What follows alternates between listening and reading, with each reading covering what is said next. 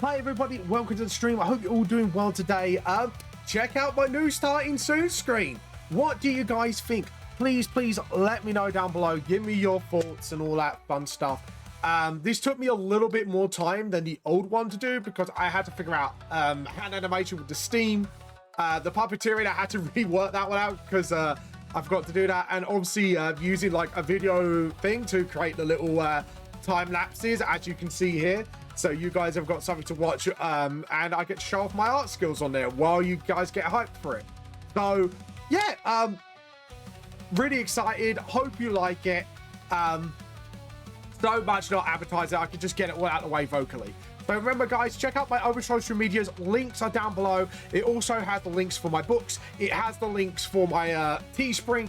It has links for everything. Just go on Linktree and you'll just get all my socials in one go and get where you can buy my books, merchandise, and obviously support me on Ko-fi to keep me running. Obviously, you can also subscribe on my Twitch channel to keep me running. But anyways, guys, to keep things nice and simple, that's what I did. I just wanted to keep things simple for here on out. 4-leaf clovers won't be changing, obviously, until the next arc. This is just the new stuff for art, gaming, and stuff like that. I just wanted to sort of bring the tea cult into the stream finally, and hopefully that's what I've done. I've got also a new Be Right Back with it, so I am super, I'm honestly like, I'm just super excited right now. I'm just hyped as hell. Anyways, guys, let's get on with today's live stream. Hi guys, welcome to the stream today. So today we are going to be hitting off with some artwork and then follow up with some Dungeons and Dragons 4-leaf clovers episode 54, guys. Yeah, I can't believe it.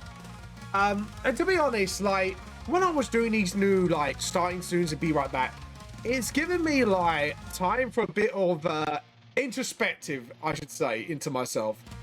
And even I'm like, holy crap, what a journey has this been for myself particularly, because like the crazy part is like I've been streaming for about, I'd say nearly over 5 years now, maybe more, I don't know. Technically it has been about 10 years because I started off from Facebook, then into YouTube, then into Twitch, now back into TikTok, YouTube, and Twitch, and now just Twitch and YouTube because like TikTok Live Studio doesn't like to share its streamer links with anyone, which is annoying, but there you go. But it has been a crazy journey because it started out as a way to promote my books, and now it's become so much more than just my books. It's become about the 4-leaf clovers. It's become about the tea cult, which is our in-joke, which is now turned into my persona, essentially. My streaming persona, which is crazy. Now it's like, it's mad. Like, when I look back at everything, I'm like, it's been a journey. It has been quite a journey. Let's get some thank yous out of the way. Michael Bear Demon, thank you for the subscription and the gift subscription. I mean, fucking hell, you are insane, lad. We got 5 more subs until we hit our first goal, which is 10 subs, which is absolutely awesome. Looney Plus, thank you for the shout out. Obviously, I raided Looney recently. Obviously, Fat B85, thank you for the follow. And Last Order 2706. I love that. Brilliant. Thank you for the follow. Anyways, what are we waiting for? Let's get on with it, shall we? So yeah, but what I've been doing is it has actually given me a lot to reflect on, and I have to admit, I'm a bit taken back by it all, and I'm like, it's crazy. And now I've got this new setup. I've learned so much by streaming. I have learned a lot, and I've met amazing people along the way. I mean, I'm trying to kick up community nights a little more often. I may just start to set a day now and a time. But, sorry. There's a Pokemon. There's a Pokemon I want, and it's like, yeah, that's mine. Anyways, as I was saying, it's been a bit of a crazy one. Honestly, I'm not gonna lie. It's been a bit of a crazy ride for VTLS, for the streams and stuff like that. And the streams have now started to take so much of a life of its own even though it still revolves around my books. I've changed my display now a little bit and just sort of, you know, give it a bit more oomph, as they say. So let's hope you enjoyed this stream today anyways, and enjoyed the new layout and everything. I know the layout's only a little different than before, but I'm gonna give the layout maybe a little more of a revamp later. But for now, this is to give you guys a bit of a rough idea what I'm gunning for. So yeah. Anyways, I hope you guys are doing well today. Let me know what you've been up to, because I want to know. Let's chat. If you want any advice of being a self-published monker, let me know. If you want any advice as a streamer, like, I know I'm not like the biggest or the best streamer, but I have learned a lot over the years. Like I say, it is crazy how much I've learned. I mean, recently I was talking to one of my best mates last night, and he was talking to me how to... Oh, I didn't catch up it. Fuck you, game. Yeah. It's amazing that there's still so much I don't know about the social media game, and it's just batshit insane. It's just how little we do know as a whole. It is crazy, and I just feel like all I've been doing recently is doing a lot of growing as a streamer, and I hope I just hope, you know, we get to here's to more years of our journey together. Here's to more years of streaming, which will be absolutely fantastic. So anyways, guys, let me know what you've been up to. Let me know. What the hell? Trick, B or A? That's new. Trick, A and B tier Pokemon might be under costumes now. Oh, is this like Halloween? Like some sort of Halloween update to the Pokemon community game? Ooh, something new for me. So it's like costumes. Is it what do you mean? As in Halloween costumes, or legendaries in disguise? Legendaries in disguise. Could you imagine a transforming Arceus? The Arceus goes, Pokemon, roll out. That'd be fucking funny as shit, wouldn't it? To just see like a Optimus Prime version of a Pokemon just say a line like that. That Pokemon, roll out. I'm just gonna go for a slight color change shift on her hair. Like where she shaved. I just want to give a slight little color twitch. There we go. Awesome. Twitch color. Yes, because my color twitches a lot. Anyways, yeah, there we go. Awesome. So yeah, I'm gonna put the white bits where I know full well white bits would be. He has a different color skin because little fun fact about McLeod,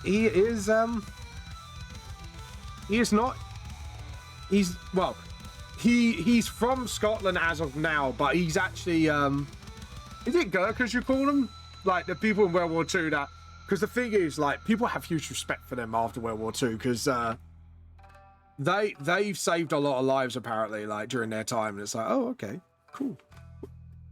I want to fill that. Yeah, it's not been filled. There we go. Now we can put that back in. But yeah, anyways, guys, let me know. What have you been up to? What games have you been playing? Or have you been watching any animes recently? Let me know. Seriously, guys. Let's get chatting. I think I'm about beyond time that I should have start celebrating. There we go. Start celebrating things with you guys. Like, you know, how many years I've been here, stuff like that. Like, I just can't believe how long it's been since I've started. And I actually was looking back and I was like, shit, damn. Vam's been around for some time.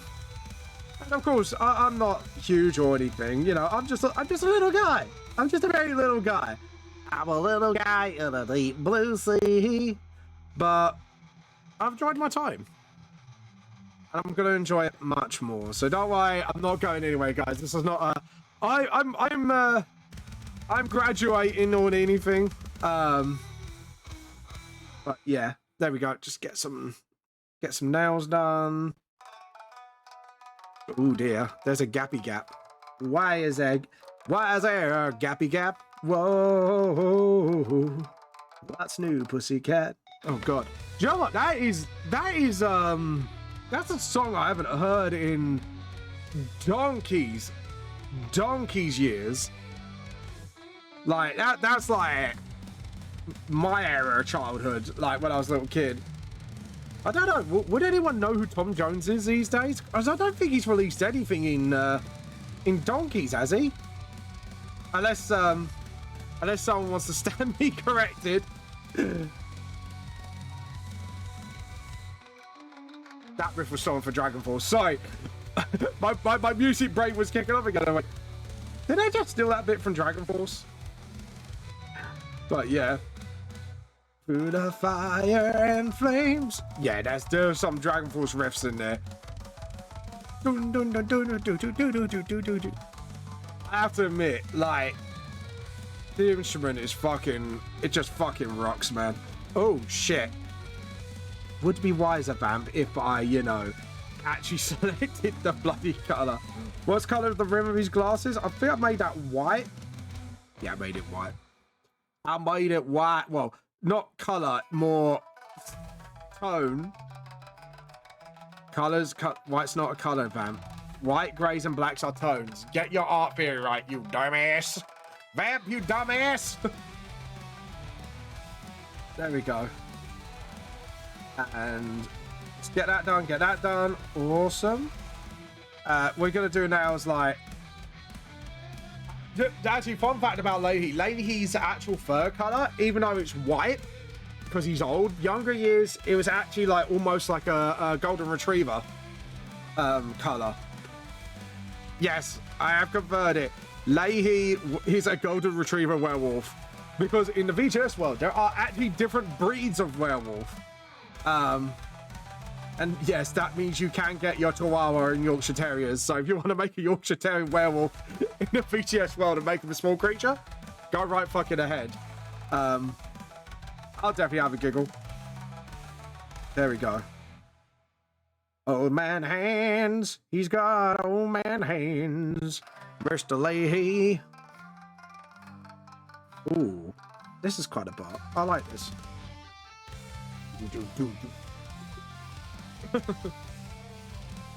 Sorry, my inner metalhead came out. I apologize.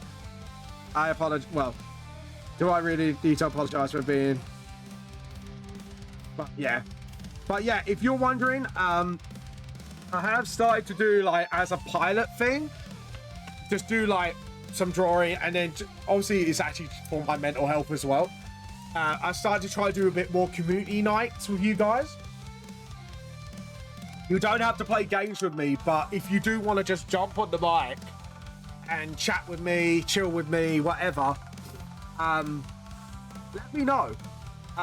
Or do you want this as a subscriber perk? Like where you can have game nights with me, and I could give like maybe a special role if you have subscribed on Twitch and stuff like that, so you can, like, let me know, or make it also Ko-fi ones as well. Like, let me know, guys, what you want, because I want to try and get more in touch with my community. Like, I know I've been trying to, but I've read my books and my wife and stuff like that. But I do want to make sure, like, I want to do some stuff with you guys. Like, even if it's like movie nights or whatever, let me know, seriously. Like, I would love to do like more community stuff with you guys. Obviously that doesn't mean I'm going to be buying every game under the sun so I can play everything with you, but at the same time it's like, look, I want to do some community nights. Let me know, if you want to join in or sit, chill and chat with me, ask questions, whatever. Like, I'm more happy to be like a bit more chill, to do it a bit more of a chilled setting for us, so you guys can sort of, get the most out of me as well, and also we could all just sit and chill. Oh, this guitar. Dun, dun, dun, dun, dun, dun, dun.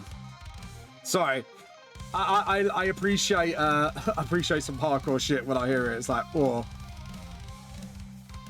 You know what? This music would be fucking fantastic for like a Chinese theme level for Sonic the Hedgehog games. Think about it, like how fast how hard this track goes. Except for this bit, but that bit where it's like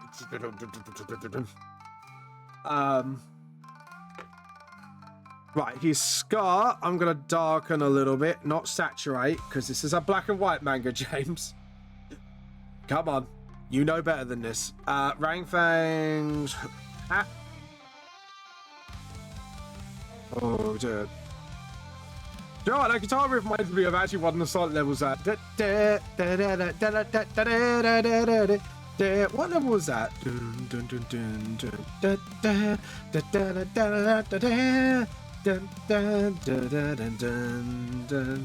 Oh fuck, I forgot. Shit. What's the name of the level? It's not Casino Nights. It's from Sonic 2 if I remember correctly. It will come to me. It will come to me at the worst point, but it will come to me.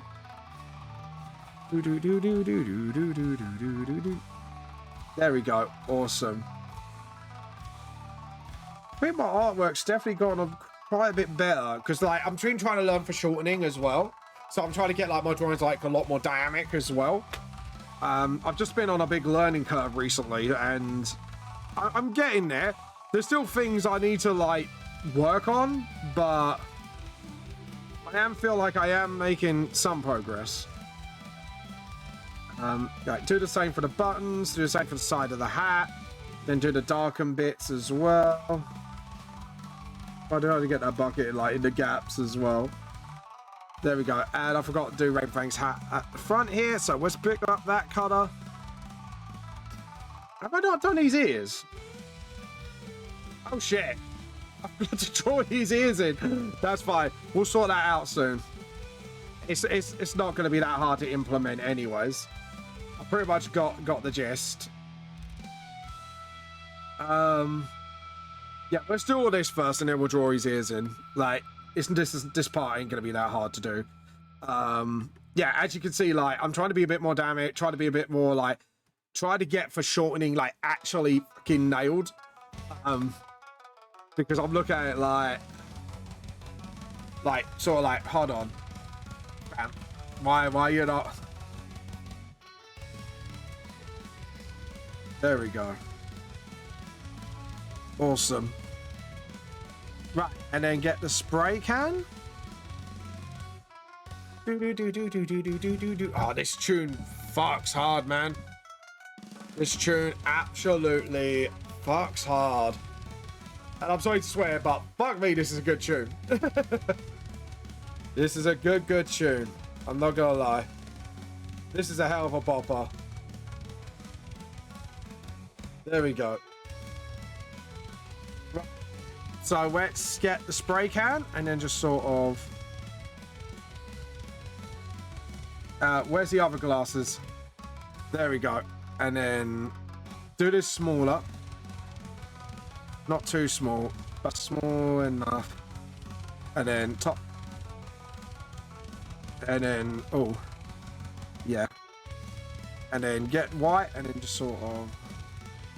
Awesome, that's a lot better. And then the top color should be more like that. And then I could just get the spray can and just sort of get it bigger and just sort of use the vamp.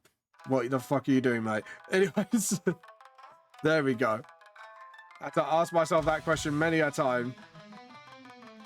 There we go. Awesome.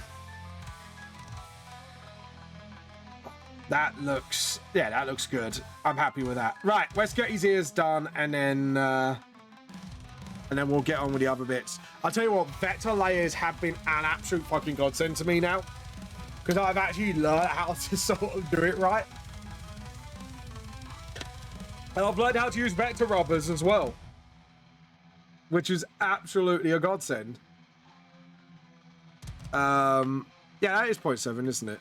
Okay, maybe it's because I pressed too hard. And then just sort of... Oh, yeah. Down. Sorry. Vab had a little head banging session there. It's like, oh, that felt good.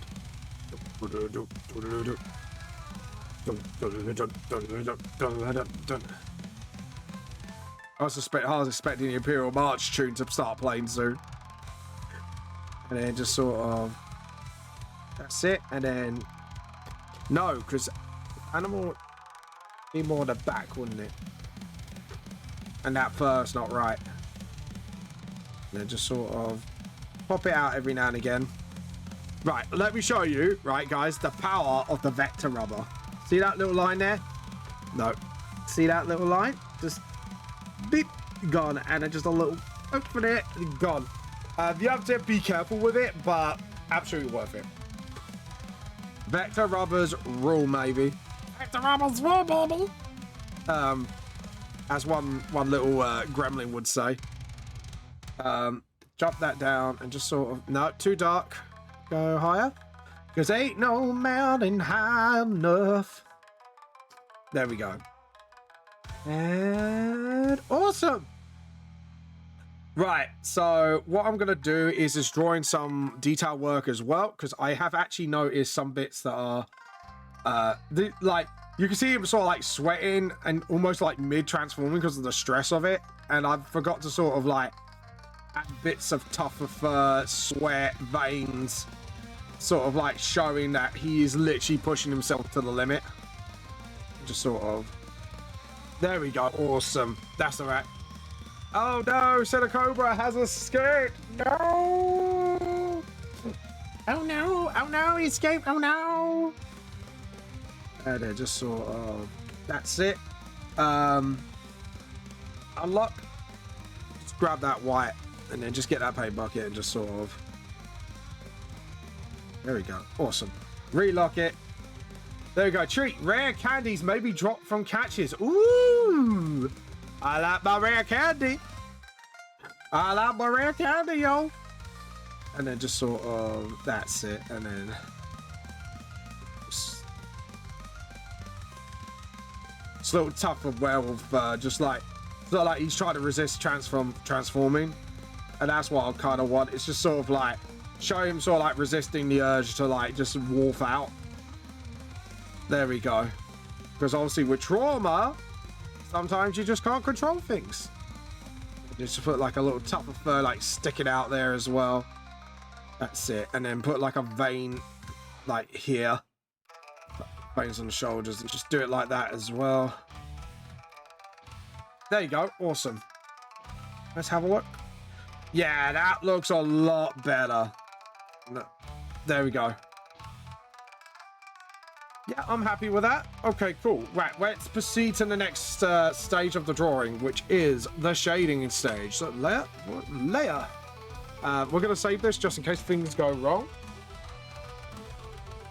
Pop into my head, it's true. It's like, yes, mate. Yummy.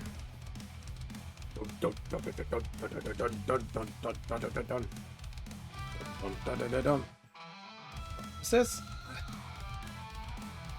There we go.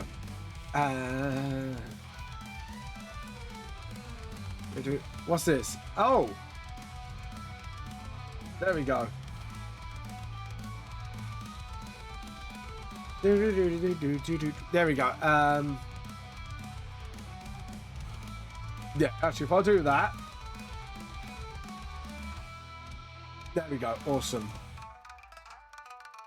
And then we'll just start with the shade in here. And then just sort of,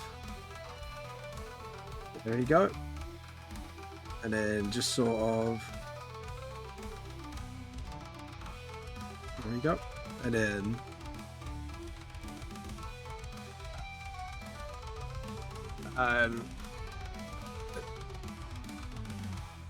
get that rubber. We don't need the vector rubber anymore. We just need to just sort of start gently, sort of.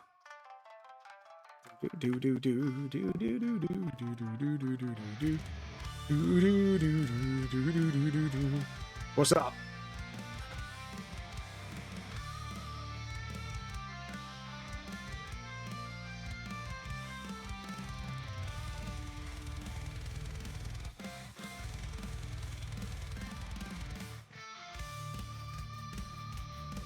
There you go. So, just get back to Clover. There we go. Yeah, so 4-leaf clovers will be happening today. A bit of news, by the way, just so you guys know what's going on. You may have noticed Kairos hasn't been really around lately. That's because he's suffering with health problems right now. So if you please want to at Silent Storm and just wish him well on our Discord chat, just give him a bit of love. But he's not feeling too well right now, and we do wish him the quickest recovery, but we're not going to rush him back because obviously health comes first, and it's super important that, you know, he focuses on his health rather than just worry about coming on here on stream. But yeah, so but yeah, just to let you know, there is a little bit of a news update about Clovers. So at the moment, it seems like Blam will be sorting his shit out soon. So and he's going to be streaming actually. So we are going to give him a bit of a shout out when he comes on, because he's giving me a bit of an announcement. There we go. And then, so yeah, but at the same time,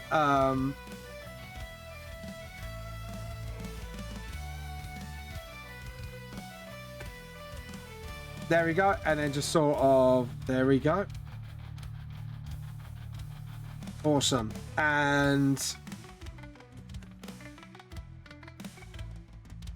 just sort of, there we go. And just get his hair.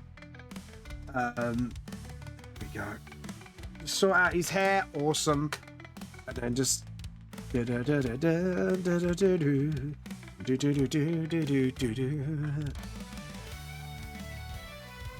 gotta live in hope and fear. You gotta fight for your right to live tonight. There we go. And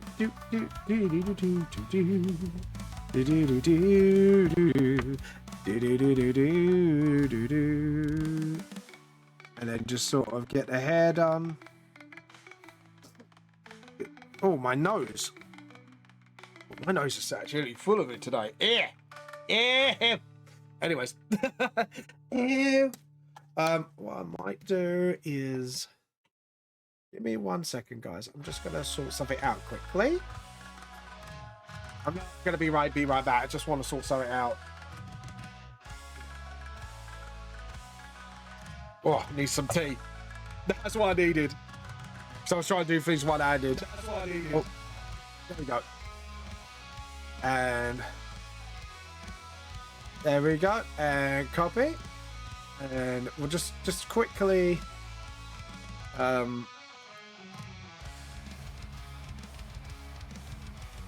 we go. Awesome. And I just want to message somebody like, there we go.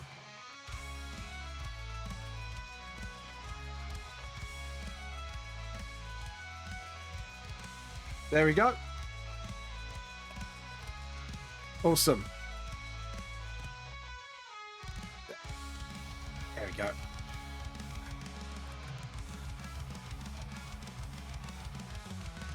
Awesome. That's why I need to sort some stuff out. Awesome. Right, let's get this cracking. Yeah, if you're wondering what happened, Lay's actually sitting on his back to yeah. There we go.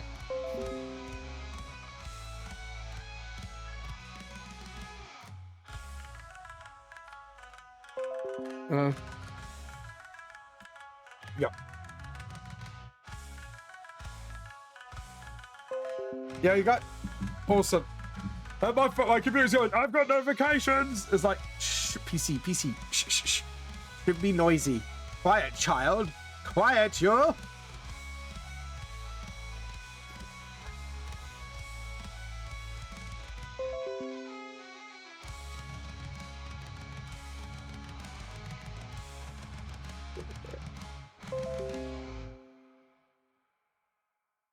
Right, give me a second. We're gonna have a possible guest.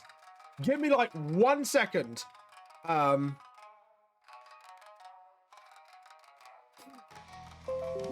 Um.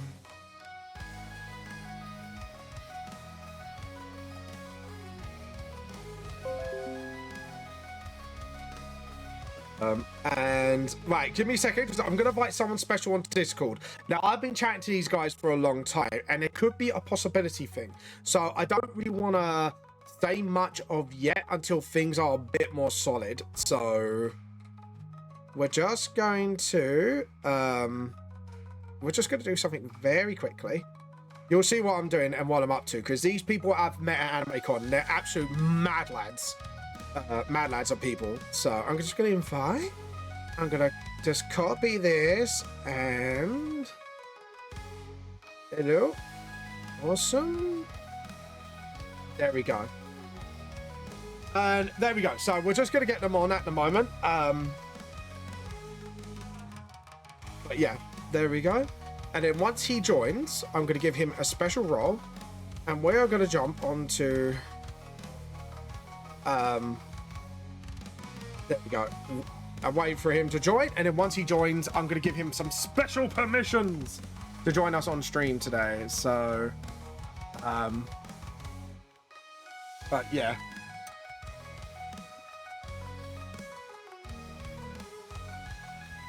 There we go. And then hopefully, once my Discord prop pings and goes, oh yeah, we got a new member, I'm going to give him special permission. Which means I'm going to jump over to live draw chat for now. Just for now. Give him the role. There we go.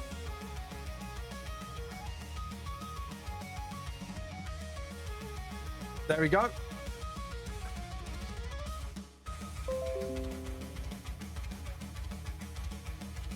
Ah, okay.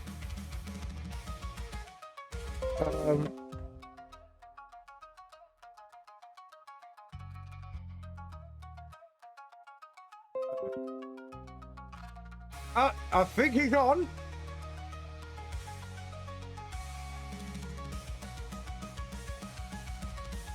Hold on. Give me 1 second. There we go.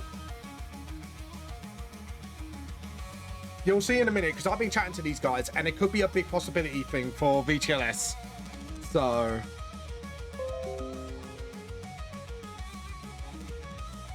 Right. He's on server now, so... Got ya. Right, let's give you a special permission. We're going to add friend, and we're going to give him... Right, there you go. Co-hosts. There we go.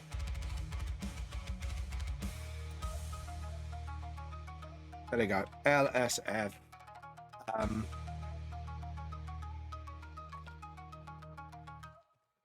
To jump on as co-host. There we go. Hello. Oh, hello. Made me jump. Hey, how you been? How you been? I'm all right, man. I'm all right. How are you? Yeah, I'm doing all right. I was just working on Volume 6 actually on stream today, so... Oh, damn, that's crazy. You know, I put the Volume 1 on my book. I made a new bookshelf the other day, and I put Volume 1 on there. I still, you know, I've kept it as like a collector's. I still have not unwrapped it. Which is so crazy. Nah. You're waiting for that day when I do the Van Gogh and then you'll be like, this is going to be worth money. Yeah, exactly. Bro, I do that with almost everyone's thing that they give me. I never unwrap it. I just always like read it and then put it straight back in the seal fan. Hey, that's fair enough. That's fair enough. That's what it's there for, to protect your book anyway. So there you go. Exactly. All right. I sent you a little document. On your email. Oh, I wondered what that random email was from. That's me. Apologies. Yeah, I was like, who's this guy? He's like, that's my autistic brain. Yeah. No, it's all right. It's all good. But my brain, every time someone switches, it's like, oh. Yeah. So that gives you an overhaul of what we're trying to do. And that's the different magazine lines that we have currently that we're trying to get in circulation. We're not the first magazine line that we're going for is just the Blue Sapphire, which is just shonen esque type of mangas. So when you scroll down, you will see some Naruto, of the Dragon Ball. So stuff like that. That's the first line we're going for, and we're opening submissions for that in January. If you scroll down, it should give you a percentage list of how much the creators earn. Because currently, the way that it is, we can't offer, as a publishing company, we just do not have the capital to offer upfront payments. So everything comes through royalties, royalties and commission. But once those that do sign on for the first line of comics, say if we do get into a place where we do have enough capital now, the people that did sign on originally, of course, will be entitled to a sign-on fee, and the royalties go up depending on the royalties go up for the magazine anyway. The royalties go up depending on the popularity of the series. Obviously, if a series is doing really popular, and we need to review we need to review contracts yearly. So contracts are going to be on a yearly rotating basis. If we need to if your comic is doing really well based on like social media interaction, polls that we're planning to run, if your series is doing really well, then obviously we need to up the percentage that you get from the comic book sales, from the magazine sales, sorry. And obviously once it hits a certain point, then that's when we put it into volume rotation. And after volume rotation, that's when we start doing the in-house merchandising that we got. So everything's just about licensing. So it, essentially, because there's no upfront fee or anything, this wouldn't be a purchase of your IP. It would be like a license of your IP to put into the magazine. So I don't want anyone thinking that we're out here trying to like take anyone's IP away from them. No. So say if you did join the magazine, and and obviously you didn't like where it was going, and obviously you're one of the first people there, you're not trapped in some 360 deal because your IP is not bought. And obviously if you wanted to leave the magazine, you felt like it wasn't for you, you're not getting enough support, etc., then obviously that option is always there to to be honest, you sound like you guys are doing quite well at the moment from what you told me. So if you're wondering, guys, what we're talking about, I forgot what on a stream, you know, bro. That completely went over my head. Sorry. Sorry. That's fine.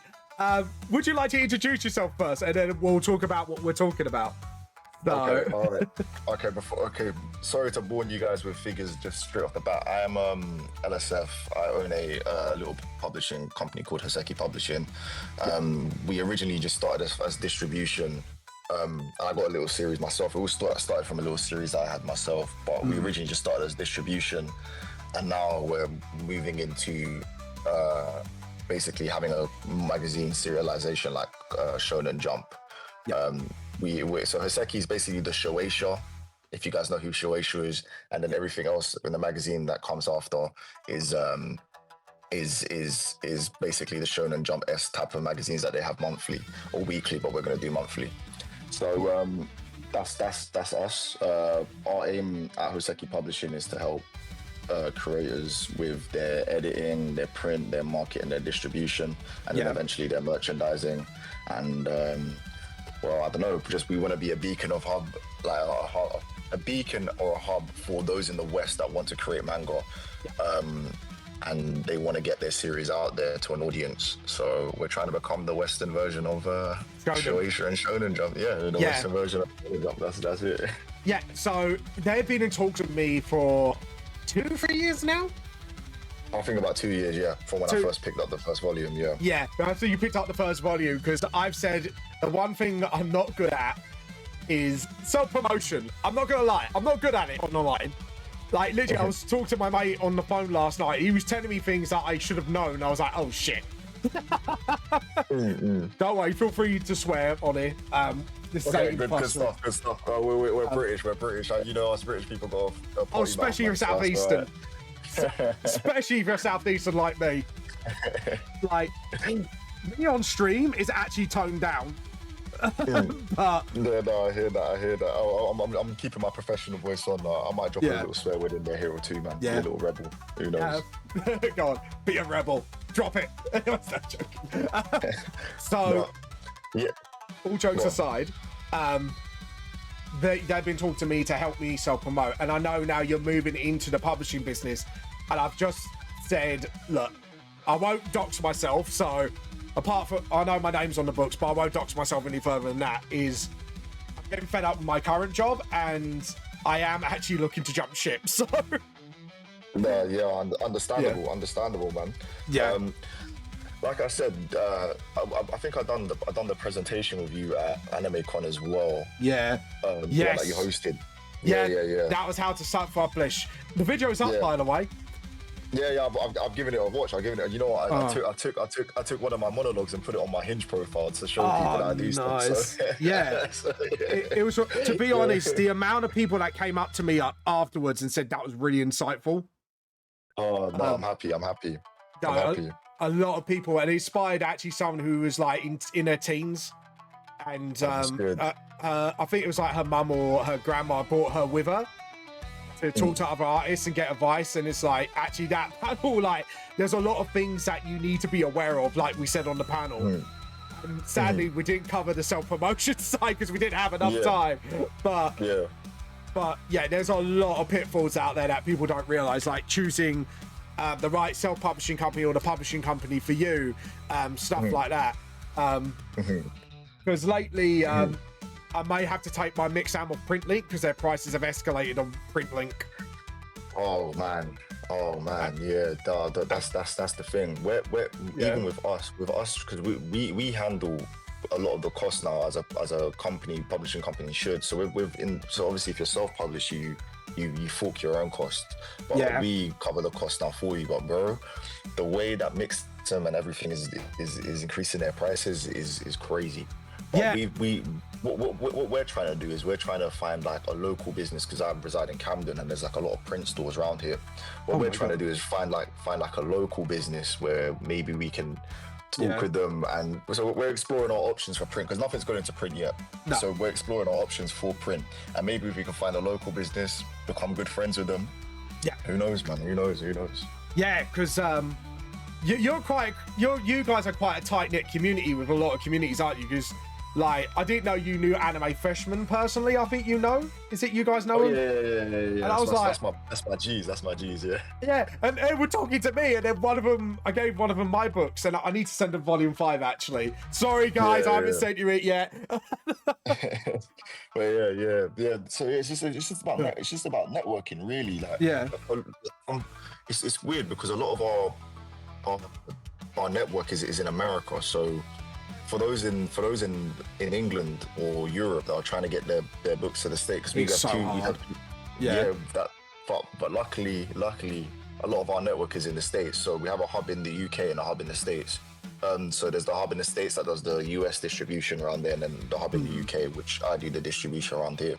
So around Europe, and they cover America. So we got two of the biggest places in the West covered, and because there is a big scene in America, isn't there? Like, it's huge. Huge. I went to DreamCon in 2022, and just the sheer, like, how do I say this? It was just enormous, bro. Like, it was so big. And the way the community there is so willing to support. Like, my sister, she made me like a little engraved, forgot what they're called. Like, you know when you do the stitching on a blank.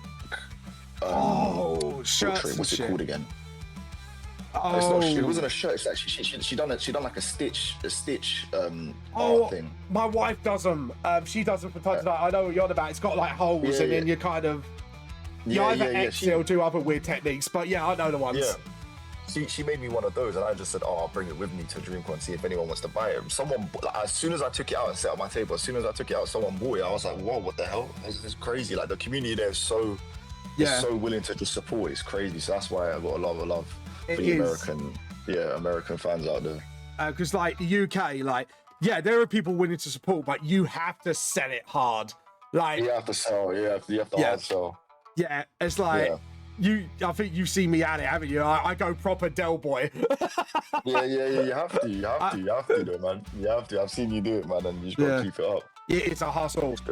It is like Yeah. people don't realize how much you have to hustle with people, because I've seen a lot of people, and this is the one thing and this is what I wish I mentioned in the con is the amount of people sit there and play with their phones and expect them to come to their table is insane. No, you can't do that. Nah. You can't do that, man. Yeah, you can't. You got to drag them over, man. Yeah, you kind of have to fish them and go. Yeah, you have to fish them. You have to find out how their day is, man. You got to find out their top 3 animes. You got to engage them in that conversation, man. You got to engage them in the conversation. But yeah, man. So regarding you and your series, just quickly to say now, I don't know how much I can say, but obviously I'm in talks with Penguin Random House at the moment. So I'm going to continue doing what I'm trying to do there, and see what happens. And if not, then like I said, everything won't start until January. So it'll be a next year. Type of thing. Feel free to say as much as you want with me, because at the end of the day, I try to be open with my community and also it kind of gives them an insight. And I want them to learn from me and go, this is what I've done, and this is what you definitely should not be doing. Okay, cool. All right. So to be open, obviously, we're not doing any of this. So basically, the magazine probably won't drop until 2026 next year. So 2026 and next year is all about submissions and basically prepping everyone to get ready. We wanna have a thing where people are a volume in front. So. We want people that are going to be a volume in the front, and we're only going to have around 5 or 6 series. But obviously, because I know you personally, you wouldn't have to go through the submission process. I know what you're about. So I'm happy to do it. Because I don't know how many people are going to submit. We've had a couple people interested already, but I've had to say, listen, I can't at the moment. Everything's too up in the air. Yeah. So like I said, this is completely new territory. But if you're down, then January after Christmas, after the New Year's settled in a little bit, we can talk contract, and then. Yeah, I'm happy to do that. Like I say, the thing is with me, and I've told you guys a load of times, is struggling getting out there, talking to stores and that, because the problem with stores, you self-publish, I think you know about this. They want a huge cut of your book, and you're like, what? HMV, I've got arguments with them. Yeah, so sometimes you just have to eat that though. But you know what? I think when it's coming from your own pocket, it hurts more. But like I said, if it's coming from the company, then it's the company's loss, really, innit? You still get paid at the end of the day, innit? Like, we just take the loss. But the reason why stores are so important is because they're the fundamentals of publishing. That's everyone wants to look at stores, so you kind of have to eat the loss, and some of the other losses that you experience as well. A lot of them will do buyback clauses. So like, if you don't sell a certain amount, you have to buy back what you haven't sold.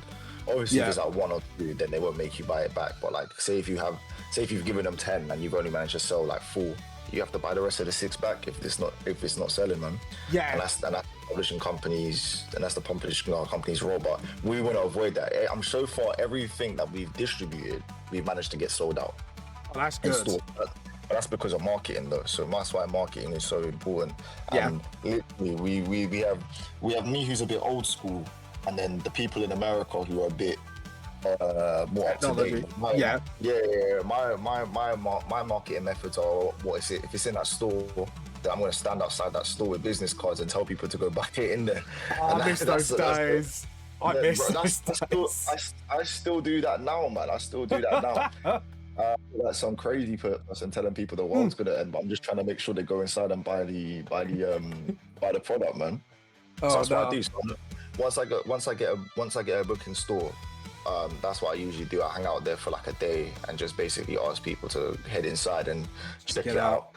Yeah. But what we usually do as well, we have so with the business cards, what I usually do is I try and negotiate a thing with the store and say, listen, we'll give you more off, but if someone comes in with this business card, give them like 10% off the book.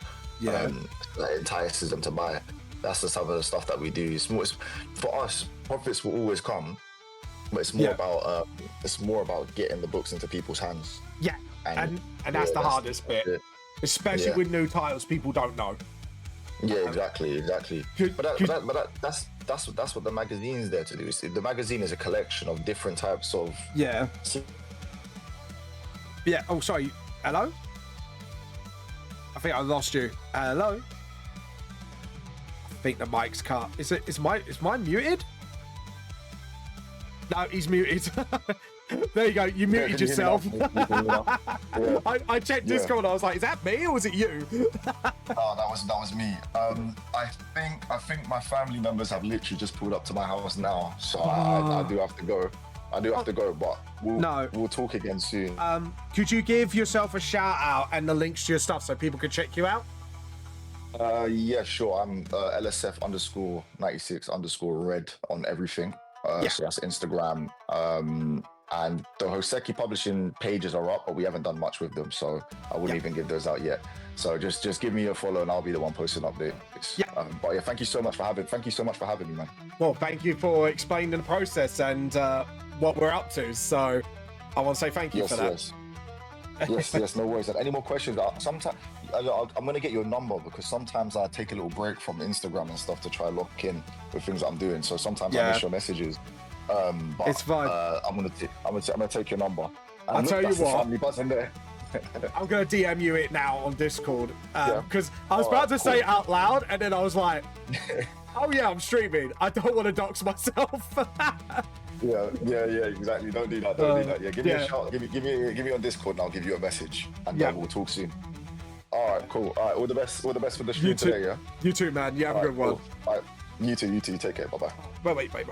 That was LSF. So what they do is well, it was at first distribution, and then now they're going into publishing with magazines. And I think, if I'm gathering what they just said correctly, is eventually they want to be like the next Shonen Jump of the West for Western mangakas, which would be absolutely fucking insane for us. And I have actually been on and off talks with them for a couple of years, and yeah, so I just wanted you guys to know I'm working on something, and if things go well with this, there might be a chance of my manga getting distributed around like the world, well, more so. So I will probably keep up my print link for now, even though the prices escalate, which is quite annoying. But however, the important catch to this is once it's done, if I do things go well and the deal goes through with them, there is a strong, and I mean a very strong possibility of actually me getting out there, and which is going to be, it's absolutely fucking insane for me. So yeah, I just thought also it gives you a bit more of a window view of me as a mangaka and what I do as well. I hope you learn something from me, and that's the one thing I want to do. Is I've said to people before, I want to be like the type of publisher or streamer where I'm a bit more, I wouldn't say open book as in doxing, but an open book as in you guys can ask me for advice for anything as a mangaka or artist or whatever, and I could just go, look, this is what I've done right and this is what I've done wrong. Don't do what Vamp does. It's just opening that honesty dialogue between my community and me. And hopefully through that, like, we'll build out a really lovely community. And I have so far. I mean, Bugbear Demon, he's a mad lad who's been supporting me for years. I've had other people coming here supporting me for years. I've got Nim, who's a personal friend who's now supports me on stream whenever she can. Clovers have been absolutely amazing. I'm going to switch over to the other chat now. So the Clovers can come on whenever. But yeah, it's like that's my goal. It's not just about selling my books, but to build a community around my story. And that's why I'm trying to do like stuff more than just the books, like the Vamp D&D stuff, which, you know, I'm a little bit like splat concentration wise. So I'm hoping eventually, if VTLS the manga goes well, like if the RPG project is still running, then I can actually take on people to sort of like, actually properly take on people to go, hey, I want this, I want play testers, you know, and get like actual like proper expert DMs to help me build the game. Because I have got like this well full of lore that I want to share with the world, and that's the dream, is to share my story with the world, and then maybe set up a world, and outside you could then create stories outside the VTLS storyline, which, you know, I'm already thinking of building up some modules for it as well, but I may get someone to get creative writing control, and someone who's a bit more historically knowledgeable than I am sometimes, and then I'll put the twist onto it with them and stuff like that. So, and no, we're not talking about what's in a fucking English breakfast. But yeah, but I hope that also giving you insight, because the problem is this is what I've talked about HMV. There was a thing that happened with me at HMV, and ever since then I've refused to shop in there. Because literally they literally kicked me out.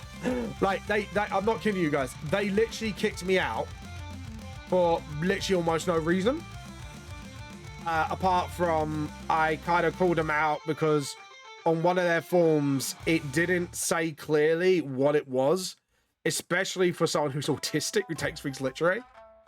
And yeah, they didn't like that, and they just went, and I wasn't even getting nasty about it, I just pointed it out, and that's the way it went. And they tried to cover up like me not selling much as an excuse to kick me out. I tried like going through the HR like route directly, but it was just like, no, mate. But yeah, anyways, how you guys doing? What's going on? Also, what I didn't fail to mention on there is you don't just get, oh, so many, you know, you have to buy back your books. Like, there are some places that are like that, but a lot of places we try and get commissioned. So what that means is you put a book in the store, and whatever they sell, you get a little bit of commission, which means if they have to kick your books out the store for, you know, if they shut down or maybe things fall apart, relationship with them wise, you know, professionally, you could just pick up your books and there's like no real risk, if you get what I mean. But the problem is you got to be careful what they ask for a commission, because I know there's a comic book shop called Gosh down London, and they were asking for like 40% of my book's money to take, and I just turned around and I went, no, sorry mate, but no, which is annoying for me because I know it's a popular bookshop, but at the same time I had to think about, you know, I've got to make at least like the money back for the books, if you get what I'm saying. So it's a business thing, and I think you got to be aware of that. Like, when you do the cost of your book, maybe put that into consideration. If they ask for that 40%, bump that money up as much as you don't want to bump it up to cover that 40%, and then you should be fine. But I try not to, unless like I 100% have to. Like, I have no other choice, then I'll do it, if you know what I mean. But yeah. Anyways, guys, how you been? Have you been reading any mangas, watching animes? I think I've just finished off this season of My Hero Academia. It looks like there's going to be no more episodes till, I don't know if it's going to be next year or whatever, but it looks like it's going to be a final season. And yeah, looking forward to it. Yeah, and also I've been playing Space Marine 2, of course, with the community. Community nights have been going well-ish. I think, you know, maybe I should expand my games that I play.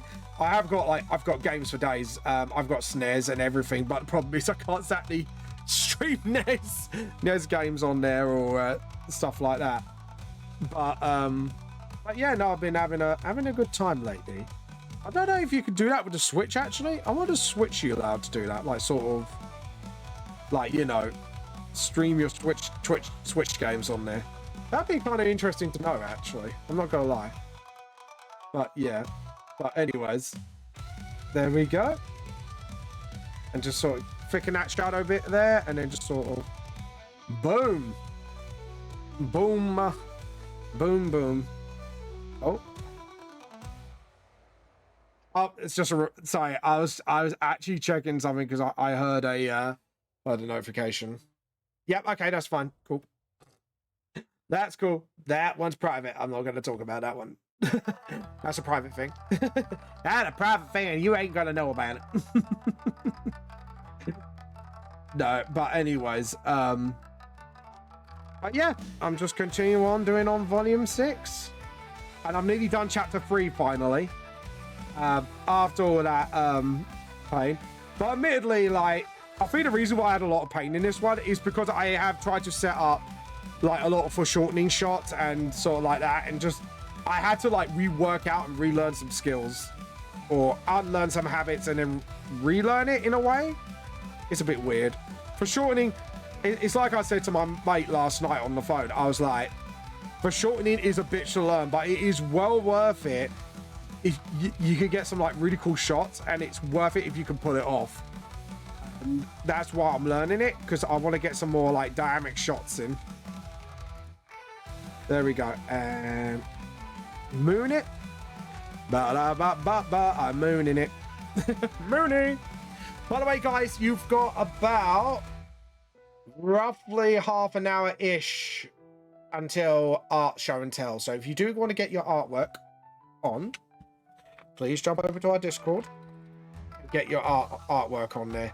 This could be your model painting. This could be your drawings. The only thing we will not allow is AI art. So please keep that in mind, because we had a bit of a situation with the community lately. It looks like that person's backed off since. So, but yeah. Anyways, what have you been up to? Let me know. What books or manga have you been reading? Comics? I do not care. Let me know. Let me know so we can chat about it, or maybe you might find something you might recommend me. You never know. I might get interested and take a jump.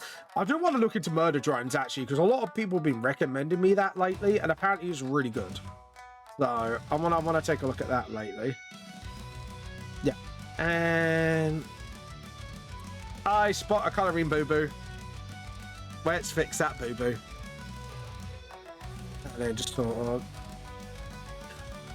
And to use a magical vector rubber, bang and bang. Awesome. I love vector rubber, man. Seriously.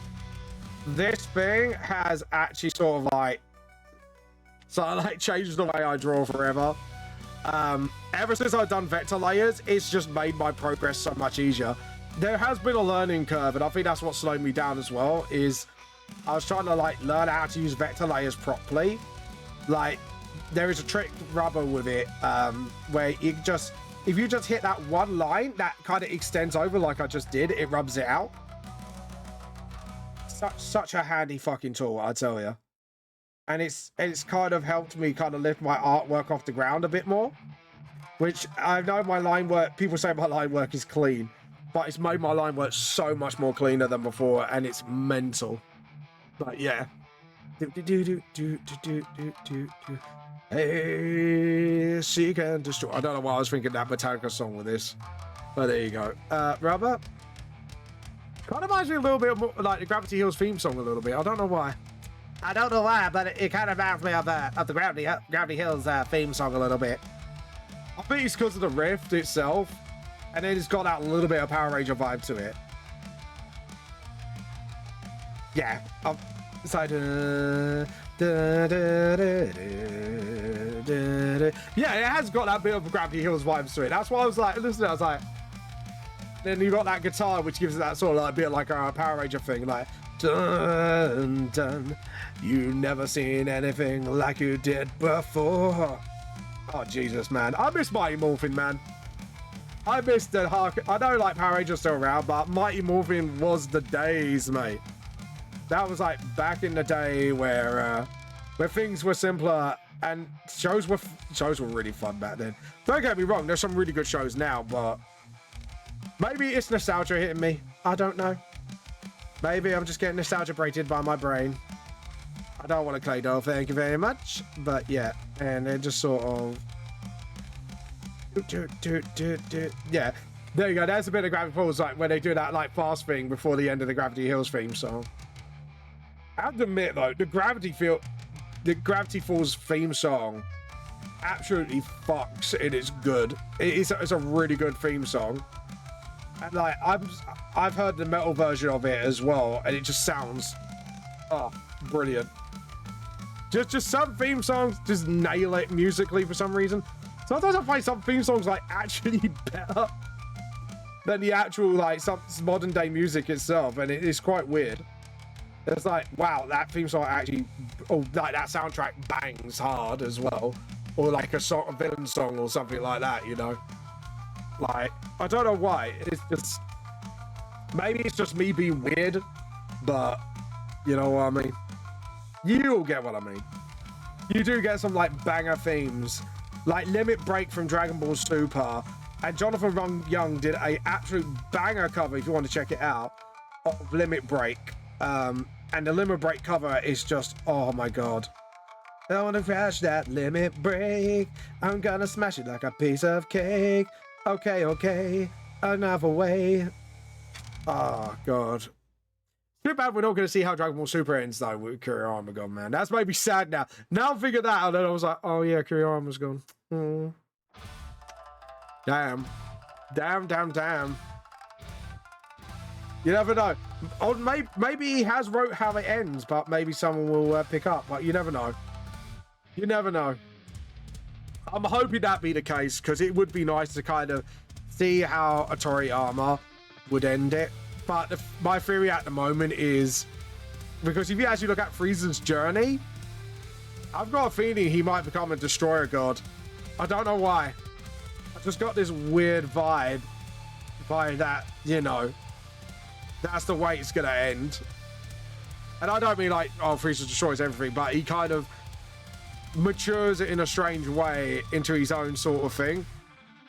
And he does become a good guy, but he becomes a god destruction, because I don't see Goku doing it. Vegeta, maybe, but again, I highly doubt it. Only because, oh shit, I did the whole thing, didn't I? I wasn't concentrating, and I shadowed the whole thing when I meant to do part of it. Wakey, man. But Frieza, I can definitely see becoming the destroyer. And it's kind of weird, actually, because when you see Frieza, he has actually had a proper character arc when you think about it. Like, in the first, like, Dragon Ball and, like, the whole fight with them, he became an impatient, petulant child. And in a way, even though he still is in a way, he's actually grown as a character. He's been a bit more patient. He's been training and stuff like that. And I'm looking at this like, I can see something happening. I can see it happen. Please don't spoil the manga for me, guys, because I haven't actually read it yet. Because I know there's been more, like, a couple more arcs. But yeah. But yeah. I have a feeling like that's probably how it's gonna end.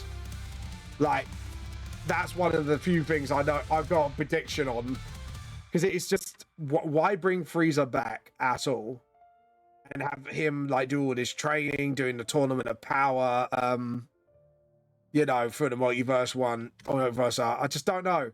I've just got a feeling like there's definitely more to what he's doing, and he's just like, I was like, my brain, my theory senses are tingling, and I have a feeling there is definitely a lot more to it.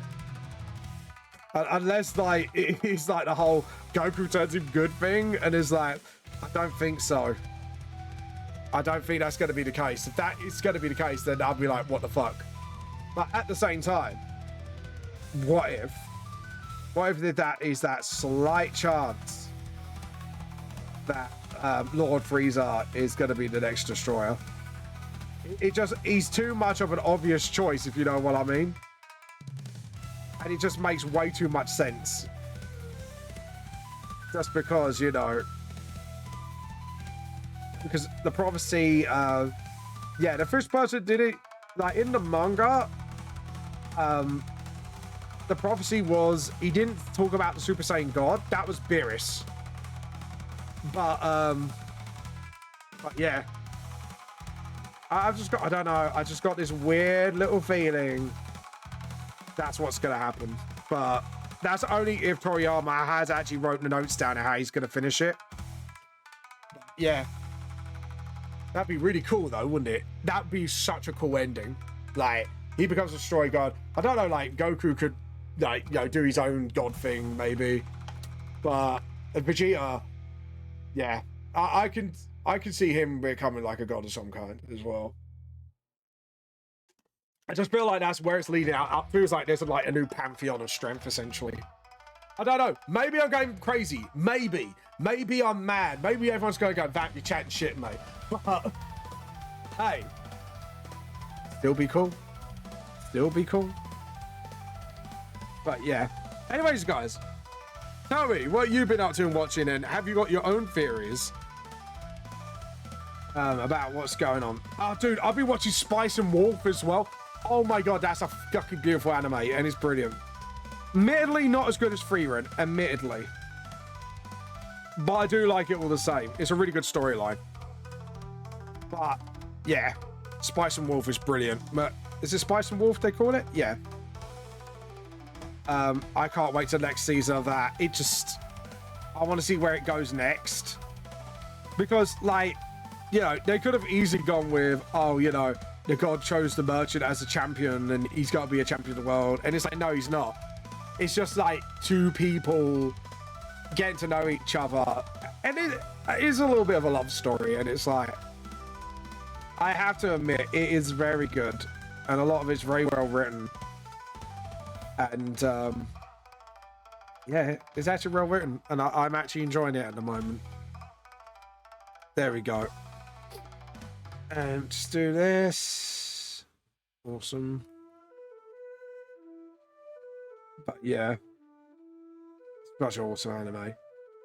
Like, this is the problem, because all my popular animes are now going into another hiatus, and I'm trying to look up shit to look up. But good news though, finally I get to watch One Piece with my wife. When she's ready, we can binge One Piece. I am going to get the episode guides up though, so I know which exact ones to skip. I don't think in the One Piece anime there's not too much to skip, luckily. Maybe, I don't know, maybe I asked Manga etc. as well, just because I know he's been on the One Piece for some time.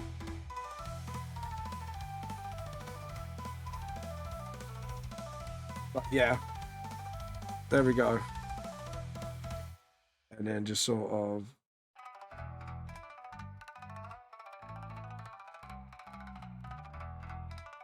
there we go.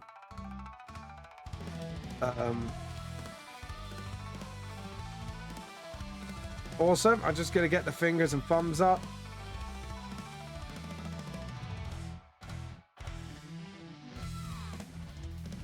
There we go.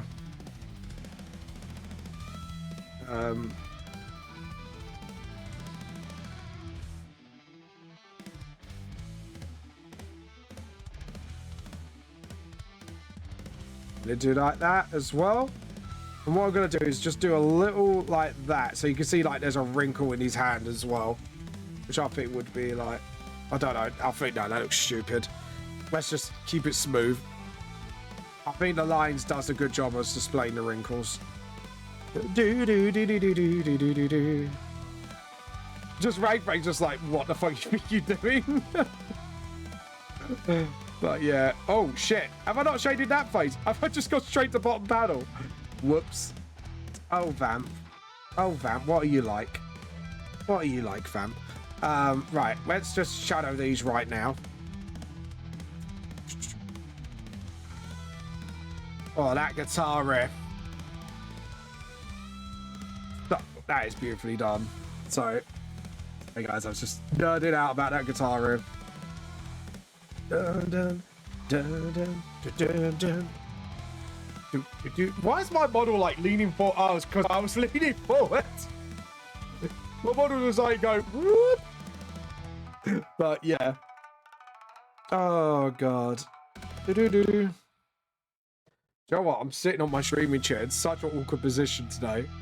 I don't know why. I just, because I got my foot in the D&D books. I piled up next to me, ready for the 4-leaf clovers. By the way, guys, 15 minutes. If you got artwork to show off, jump on my Discord. If you want to do that, go on my Twitch stream on Twitch at VampLostSoul and get the links up so we can have a look at your artwork, friends. I like to look at other people's artwork. We do art show and tell here. I'll always halfway through an art stream, so then we can have a look at people's artwork. If you do want me to critique your work or give any tips and advice, but that please critique. I'm not maybe the best artist in the world, but I can give some genuine advice, or or what I would do maybe. But yeah, show off, or maybe you just want to flex your art muscles on me. Feel free to do that. Obviously, flex them and flex them good.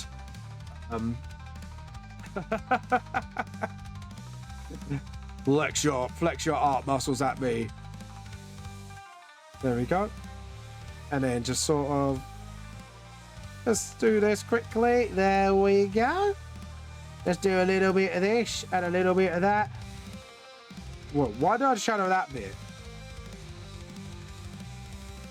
Yeah, I don't understand why I did that. And this needs to be a little bit more out there, and then just sort of do one more flick there. Get the rubber and just sort of thin that out a little bit. And then just do one more oomph. And then little flick there. Awesome. And then do the face. Do you know what would help, actually? I don't know what would help. You spin me right round, baby, right round like a record, baby. You spin me right round. There we go. And then just sort of. There we go. Apparently, new season Black Clover's coming out, isn't it? Soon, if I remember correctly. Has everyone been watching that lately? I know there's supposed to be apparently there's a new season coming out of it. I'm waiting for 1,000 Year Blood War to get dubbed on Disney Plus so I can kind of jump over and watch it. And then just sort of, there we go. Awesome Rhinos, and just sort of.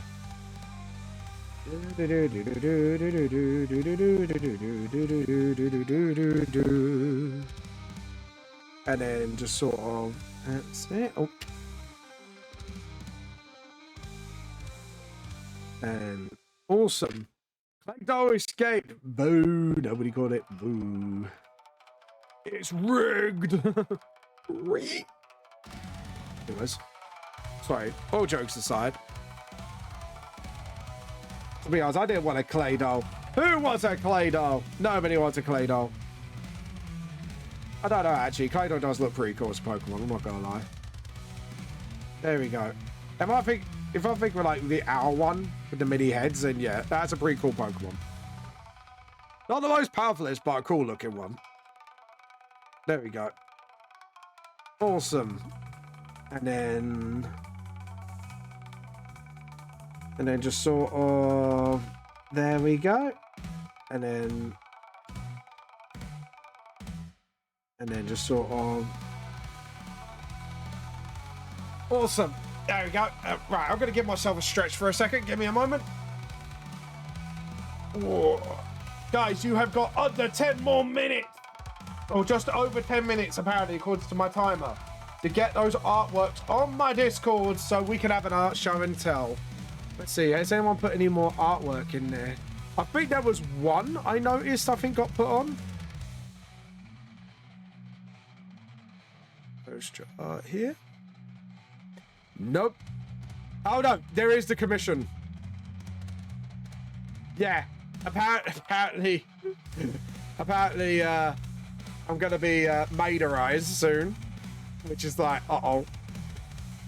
spaghettios. But yeah.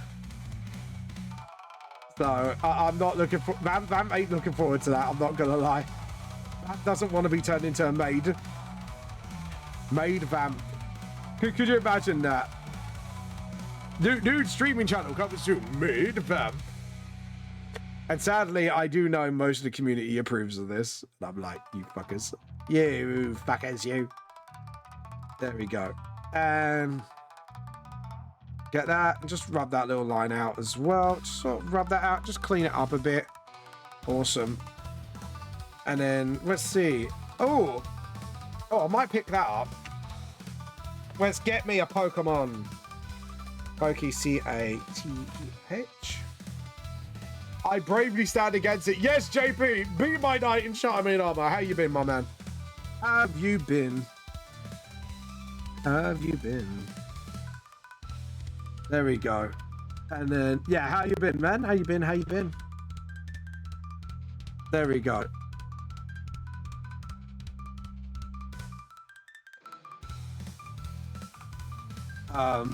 And there you go. And just sort of do that. And get the white and just sort of... There we go. Awesome. Okay, so the face is done. That is done. I'm just going to check all the other panels because it seemed like I didn't actually do it. How you been, JP, by the way? How you been? How you been? How you been?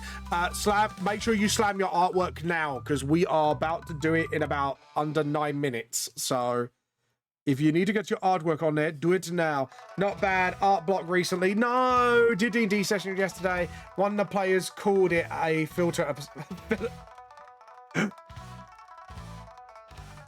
Can I ask why they called it a filler episode? Out of DM curiosity.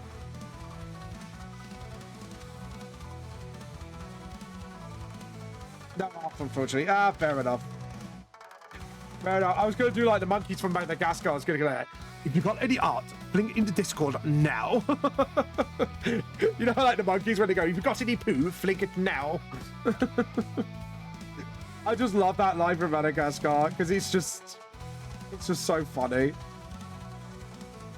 It's just like, yeah, there'd be monkeys on a bank robbery heist and it'd just be like, that's what they say if they get caught. Fucking brilliant. There we go. And then just, edit undo.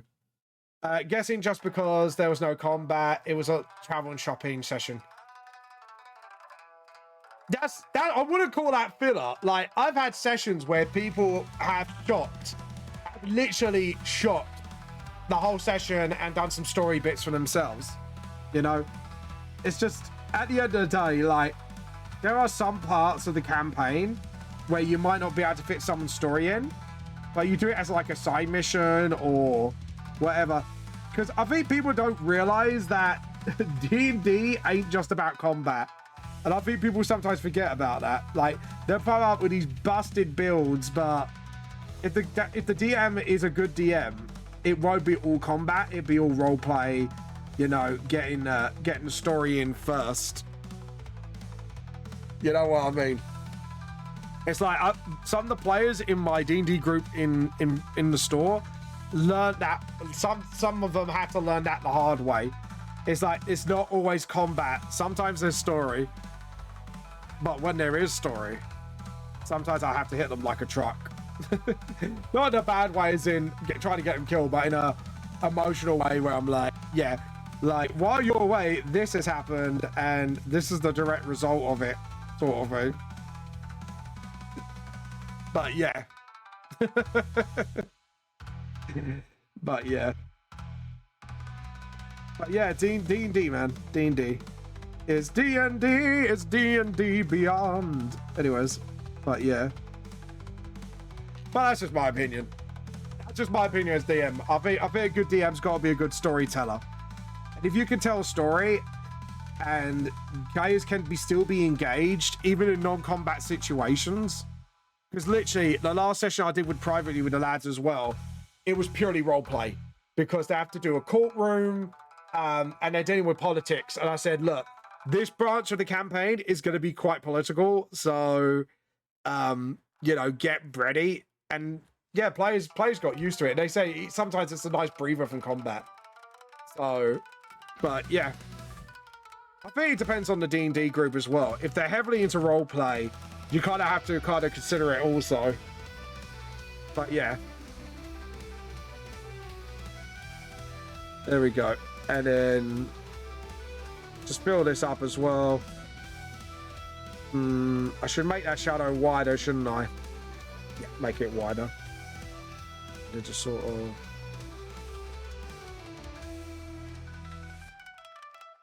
There we go. And just sort of...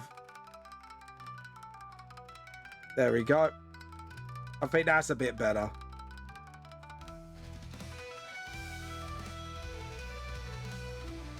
There we go. And then just sort of...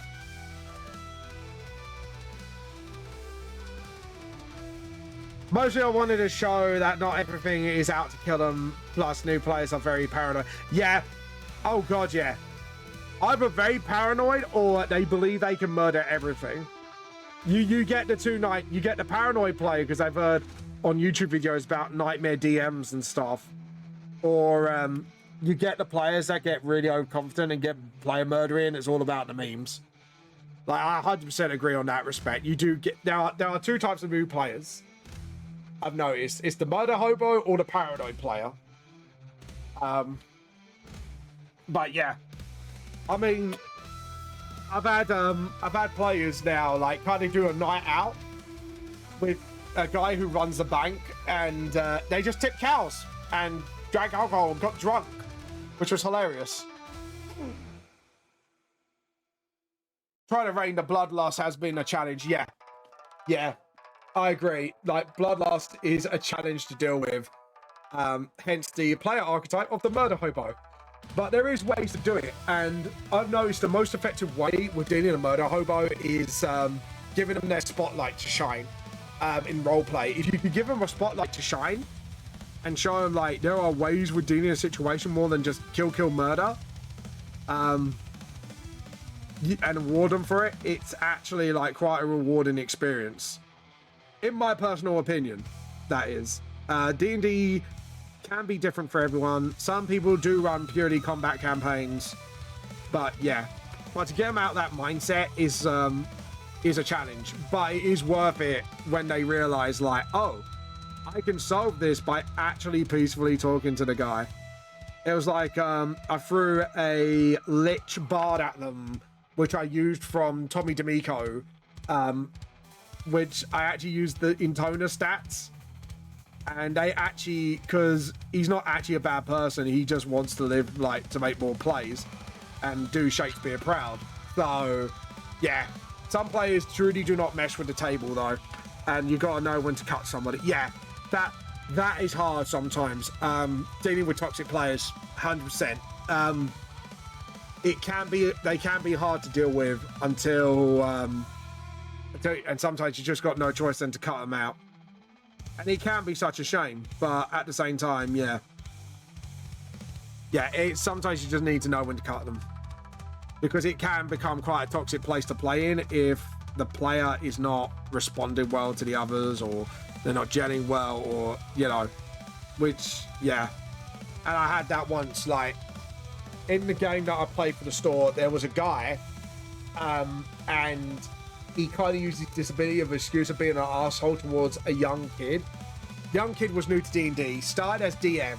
Obviously, because he's autistic, like me, he got his DM brain on all the time and then tried to sort of power game a little bit.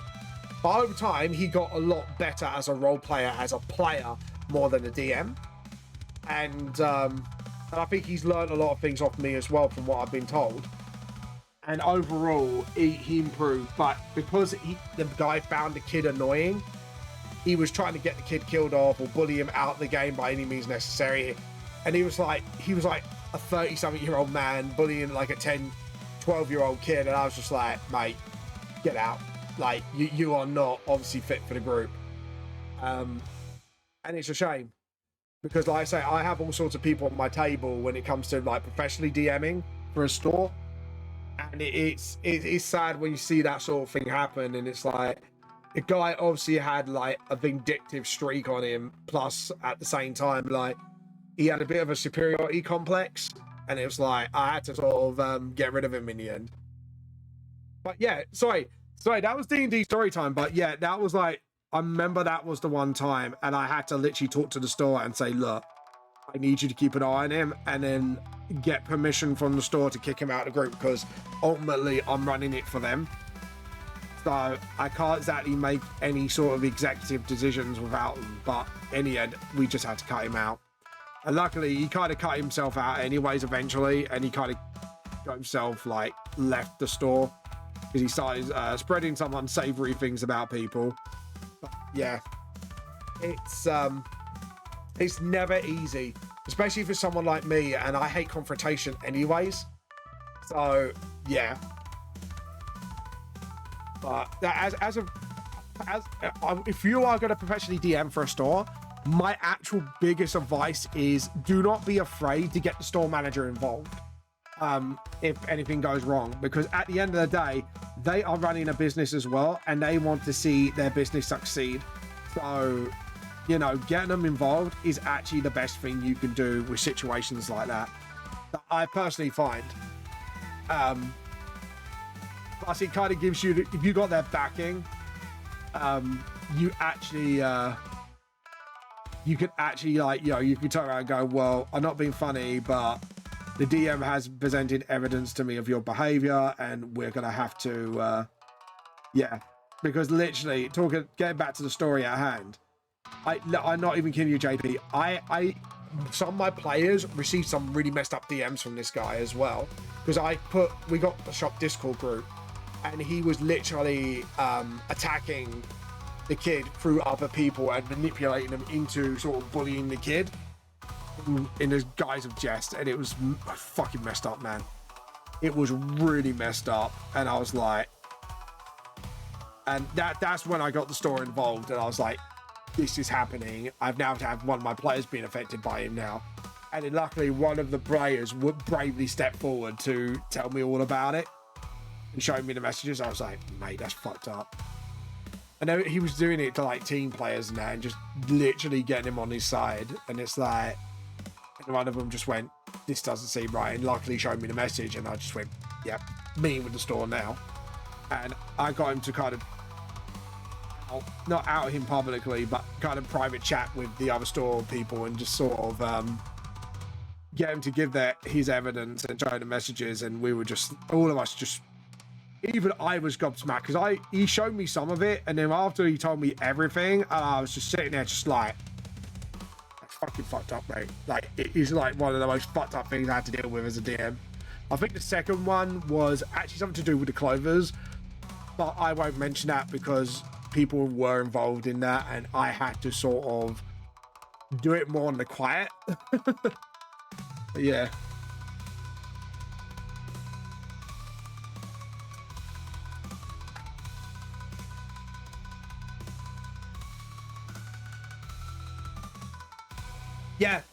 Yeah, that can suck. And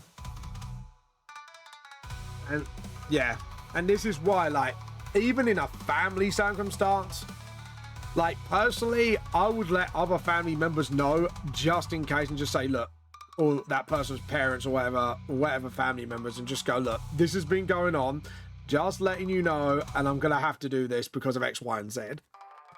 Because the problem is it can be awkward conversations, but at the same time, it's, as a DM, you learn when to have these difficult conversations with people. And it's never fun, but it is a learning experience, and it actually helps the person overall to grow into a better person. Like, and if they don't, then that's on them. That's utterly on them. But yeah, it was, yeah, it's like I say, it is a shame when things like that happen, but it's a necessary evil, and you have to be, as a DM, like, your responsibility is the player's enjoyment and comfort overall, because if you don't give them that enjoyment and comfort, that's going to kick back at you someday as a DM. But yeah, it's it can be, it's sometimes as a DM, like, even if you're that person's friend, it's hard to have that conversation. As long as it can be done, how can I put this? As long as it can be done in a sort of a constructive way, where it doesn't destroy your friendship or relationship with that family member, you should be fine. But there are going to be people out there that will take it personally. And sadly, you have to do the mindset of it's their loss. And if they're taking this too personally, they're obviously not mature enough to not play D&D, but not mature enough to obviously have these difficult conversations. And that can be That can be a hard one to distinguish. Oh, sorry, art reveal time. Sorry, it's 2 o'clock, and I just realised. Where's Slam? Right, we've only got one artwork to show off today, so we are going to open link. We're just showing this. So obviously, someone commissioned this artist to do it. So luckily, this was done by Felix, but this was commissioned by one of our community. And apparently I'm next. So let's show this off to you guys. Apparently I am, yeah, he took it extremely personally. I still think he has feelings about it years later. Yeah, mate, honestly, I know it sounds really horrible, but you're kind of better off.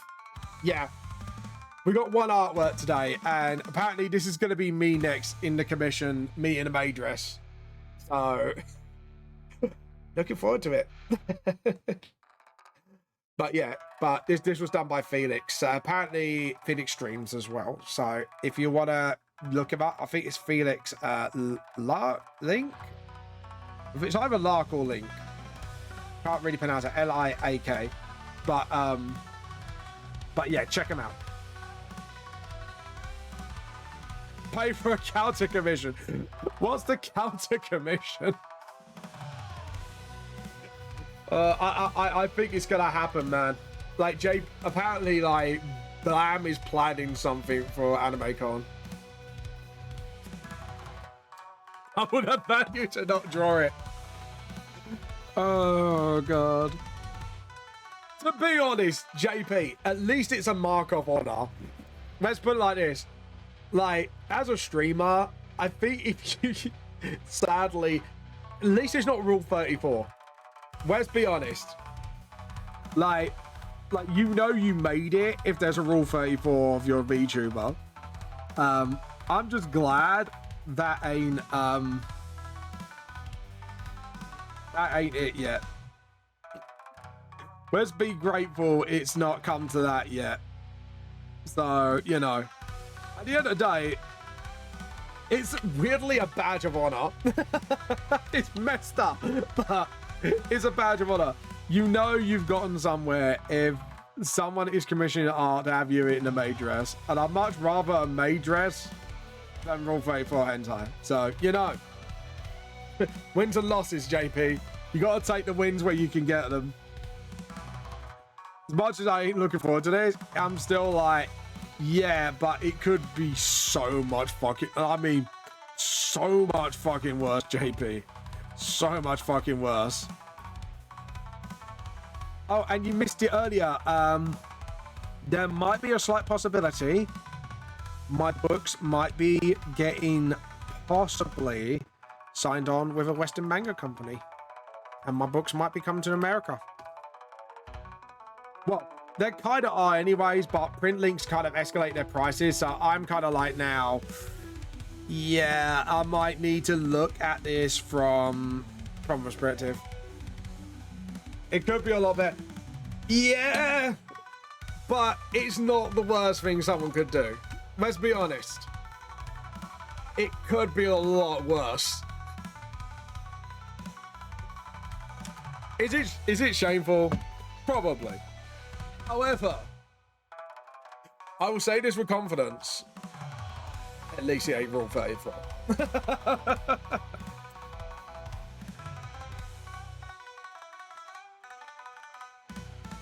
Yeah. Because the only way you can get my books at the moment is print link. And it's not because of shipping costs, because they print in America as well. And this is why I've been looking for a way to get people access to my books better, because I need to find a way for you guys. If I log in right now, just to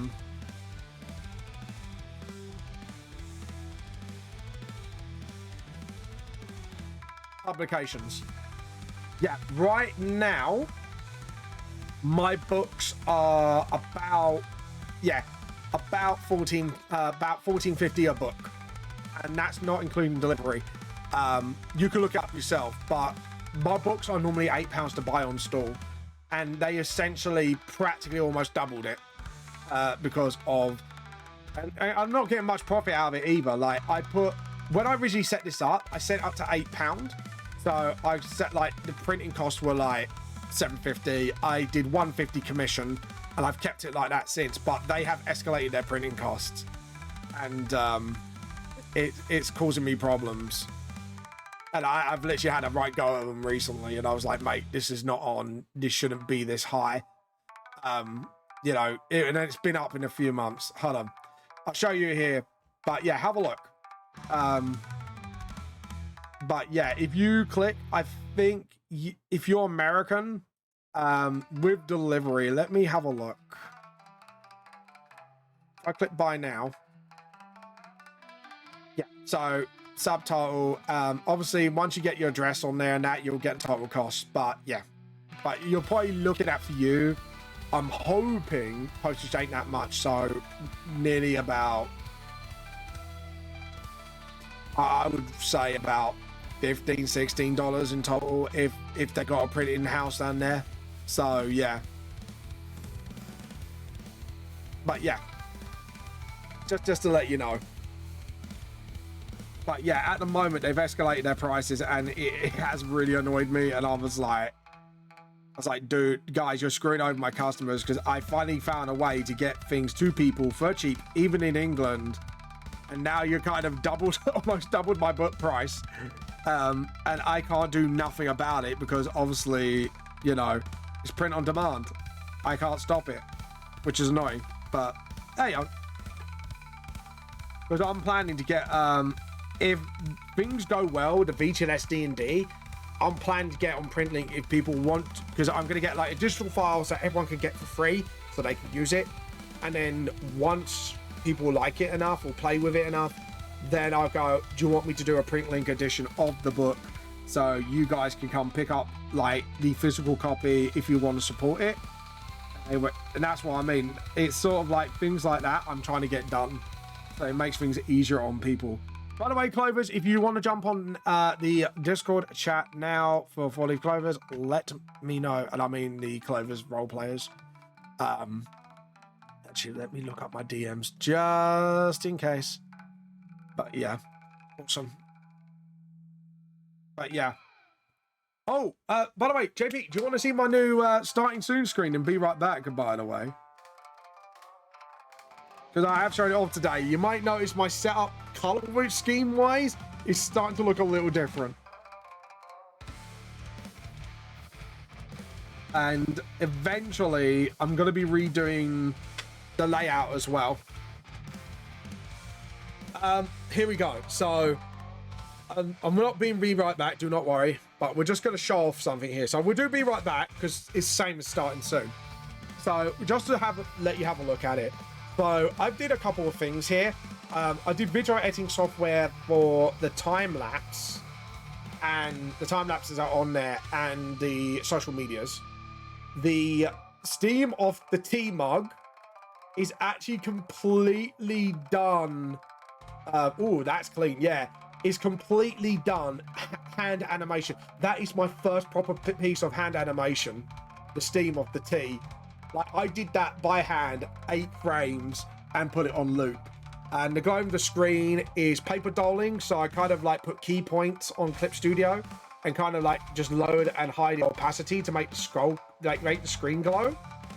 And then after that, Be Right Back is obviously the same as starting soon, is paper doled.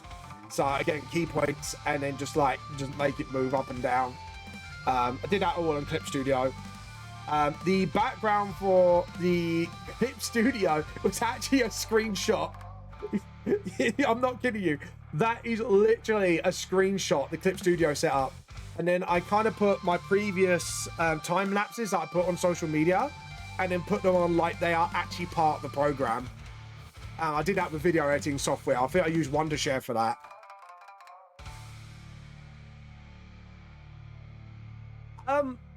Clip animation, there's 2 ways of doing it.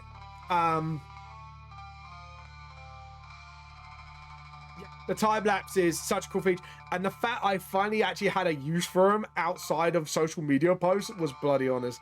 Thank you, man. Thank you. And obviously, the starting soon is pretty much the exact same thing. But obviously we're just starting soon. But yeah, I'm super pleased of how it's turned out. I know some people are like, oh, the starting soon could use some work, but it's like, yeah, but it's my kind of my own thing.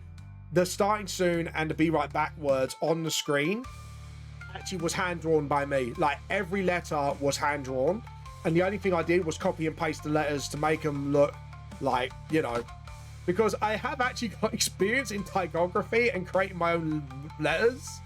Funnily enough, I have actually got experience in that front. Only because of my logos and spray paint, bubble writing, stuff like that. Calligraphy, I think it's called. But yeah.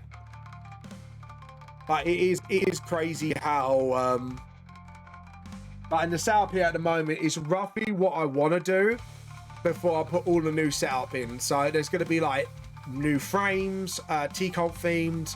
I've put like, obviously for the art side of things, I put like literally my art on rotation. Any art that's worthy of being on there, because obviously some of it is wide and I can't figure out how to move the artwork in the slideshow. But good enough for it to be on the background of chat. So yeah, I've done a lot of stuff, but I think I could do a little more. But yeah, I'm literally having not a kind of brand refresh, because now the T-Cult has become way more than just books advertisement streaming. It's become its own thing, and it's become a community of people who not just love my manga, but a tiny community of people who like the 4 Leaf Clovers, who love obviously me chatting to them, gaming with them, stuff like that. And I thought, do you know what? We're going for a brand refresh, which means there's going to be a new about trailer for my stream, for my Twitch soon as well. So I kind of want to do that as well. But yeah, anyways, about the animation, there's 2 types. There's timeline, which is basically paper dolling. So what you do is you just make things into separate layers. Think stop motion animation, but with key points and separate bits of layer. That's what I did with the last one. You know, when you see my main character from my manga series bobbing up and down, and you see like his arms move a little bit with the scythe. That was all paper doll technique. You call it paper dolling. And you can look it up anywhere. But that's the name of the technique.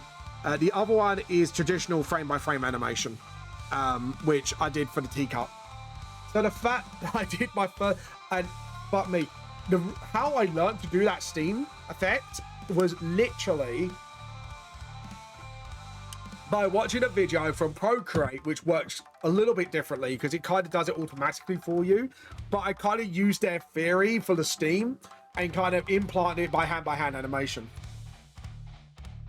I think it's called tweening as well, but it's mostly referenced by paper dolling. Because it's literally like having like, you make a paper doll and then you use pins to make their joints and stuff. So technically, yeah, and I think that's why people refer to it as paper dolling, because it's like what you do at, like, you know, when you're a little kid, you make your own little paper puppet.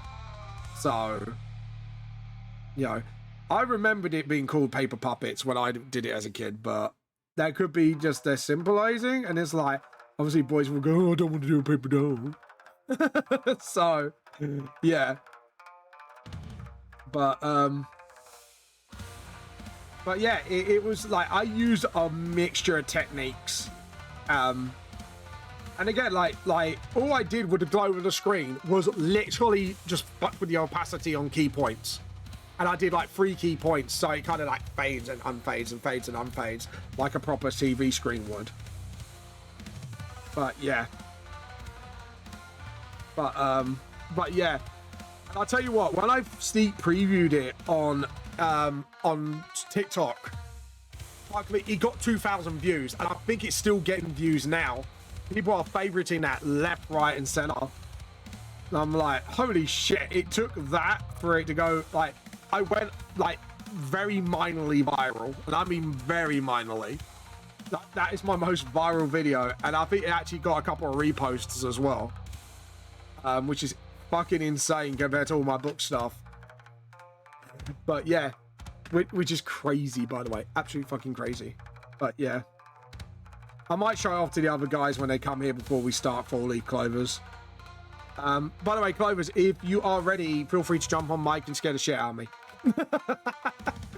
I was just honest about it. It's like, yeah, feel free to scare shit out of me when you're ready. Just saying, because I know what you guys are like. So, I'm ready for you. Bring it on. Do it now. Do it now. Just on it. Yeah, like all the rat. Hey man, viral 2K views is solid. Yeah, that's the first video on TikTok that's gone above. I think already got nearly 1K. I think the other one is nearly 2,000, and that is literally a time lapse of one of my pages. Which TikTok, I think I've been pretty nailing it lately. So you watch, I say that, and then my next video is gonna flop. That is usually a thing. I usually have like a little bit of a viral hit, and then it just be like, yeah, it flops. I am crap on social media. Because you missed it earlier. I'm in talks with a publishing group right now to possibly get my stuff either in magazine or getting to be with a publishing group and hopefully get it across the seas. But he was talking to me later. We were talking a little bit about stuff, and I said, look, I'd rather be a little bit open. Just don't dox me, you know? But yeah, I've been wanting to get these guys on here for a while, just to obviously chat about, you know, being self-published and, you know, the pitfalls, and, you know, and these guys have been doing like God's work by getting Western mangas out there. And I think it is about time we get some Western mangas out there to the point. I mean, if Solo Leveling can do it, and I know that's not Western-ish, but if someone like that or Visipop can get their shit out there to the point where they can have an Amazon Prime show and a Crunchyroll animation, it's fucking like rare candies. Oh, maybe dropped from catches, damn it. I had my chance for rare candy. But yeah, and I think it is good to have these conversations, because I think like you just don't know what you're getting yourself into self-publishing wise until, like, I wouldn't say it's too late, and there is a lot of stuff that can put you off it, but as long as you understand what the pitfalls are, you can do it. It can be done. It's just, I have to admit, sometimes I think self-publishers do need that little extra love and support from the community, and it can be hard, you know, because these days you don't just get your book in the store and then they'll do all the work for you, because obviously they want customers. You have to do the work for them. Being a social media guru, you need to be a fucking social media guru, essentially, and it is really hard to get out there. And I do think people just don't realize like how hard it is for artists to get out there until like you do it yourself. It is so fucking hard, but it is well worth it. You know, I have fans now. I have people who chat to me like UJP and my bear and stuff like that, and I've got Blam, who is an absolute amazing guy who now literally plays on the Four Leaf Clovers with us as a guest player, or maybe something might happen in the future, you don't know. But I've met a lot of amazing people, and the journey of being a self-published manga is so fucking worth it. It helps you build confidence, it helps you build character on things, and it helps you get stronger as a person. And I wouldn't recommend the journey enough for those who do it. I know people go, well, I don't have the patience for it. It's like, no, dude, get the patience for it. It's just, even if nothing comes out of it, right? Don't go in it to do a goal to be famous. Do it because you want to share your story. And I wouldn't say naturally people will gravitate to your work, but slowly people will know who you are as a person. And as long as you are willing to help the other artists out who want to get out there and be self-published, it is an amazing experience to have. And then because I'm hoping one day I see people who publish their own books and they'll come up to me and just go, look, I've done it, I want you to just check out my book. And I'll be like, fucking yeah, and I'll be going straight there to buy their books. That's what I want to do, is to show people like me can actually get out there. not be famous, but to do something with their lives that is worthwhile. And if I can get at least one person writing and doing their own shit, then yeah, go for it. But yeah, it's just a worthwhile, just for the journey. Even if the destination is not what you wanted, it's worth it for that. And just meeting so many great people along the way. And I've always said to people, like, if you want to ask questions, just DM me. Seriously, I'm one of the people, I just don't bite. And you want to ask questions, go ask questions. If you want to know more about stuff, go ahead. But yeah, no, I seriously recommend Journey. Like, JP, if you do your own thing one day, I want to ask for one of your books and be like, yeah, let's have a look. You know? So, you know, I guess that's just me. That's just me personally. But yeah, it's a bit crazy. It's a bit crazy, I'm not gonna lie.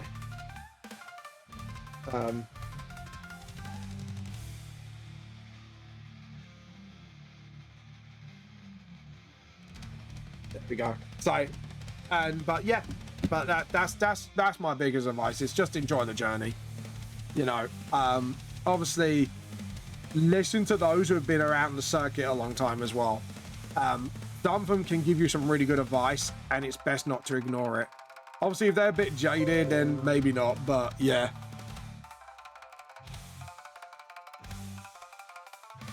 There we go. And just there we go. And just sort of get the towel done.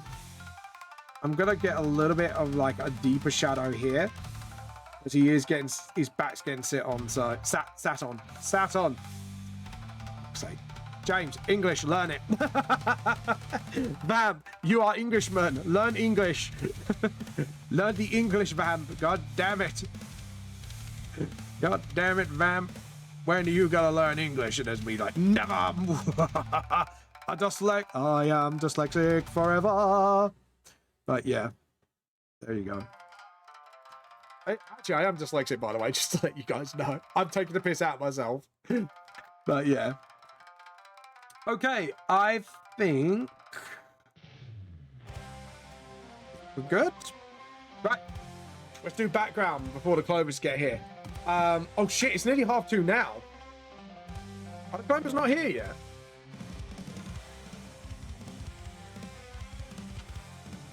I'm just gonna make sure everyone's on.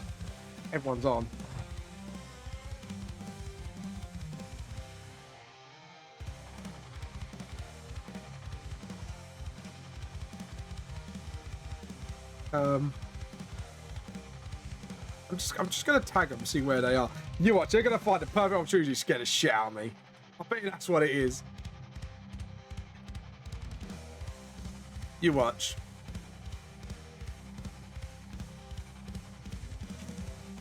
I'm just gonna tag them just to see if they're coming. I'm guessing Jules might be a bit late. That's because of things in her life, but Nova's normally on by now. So I don't know what's going on with Nova. But yeah. Maybe shit happened. But yeah. Right. What we're gonna do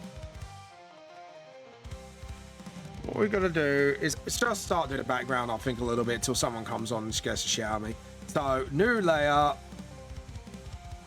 Boom.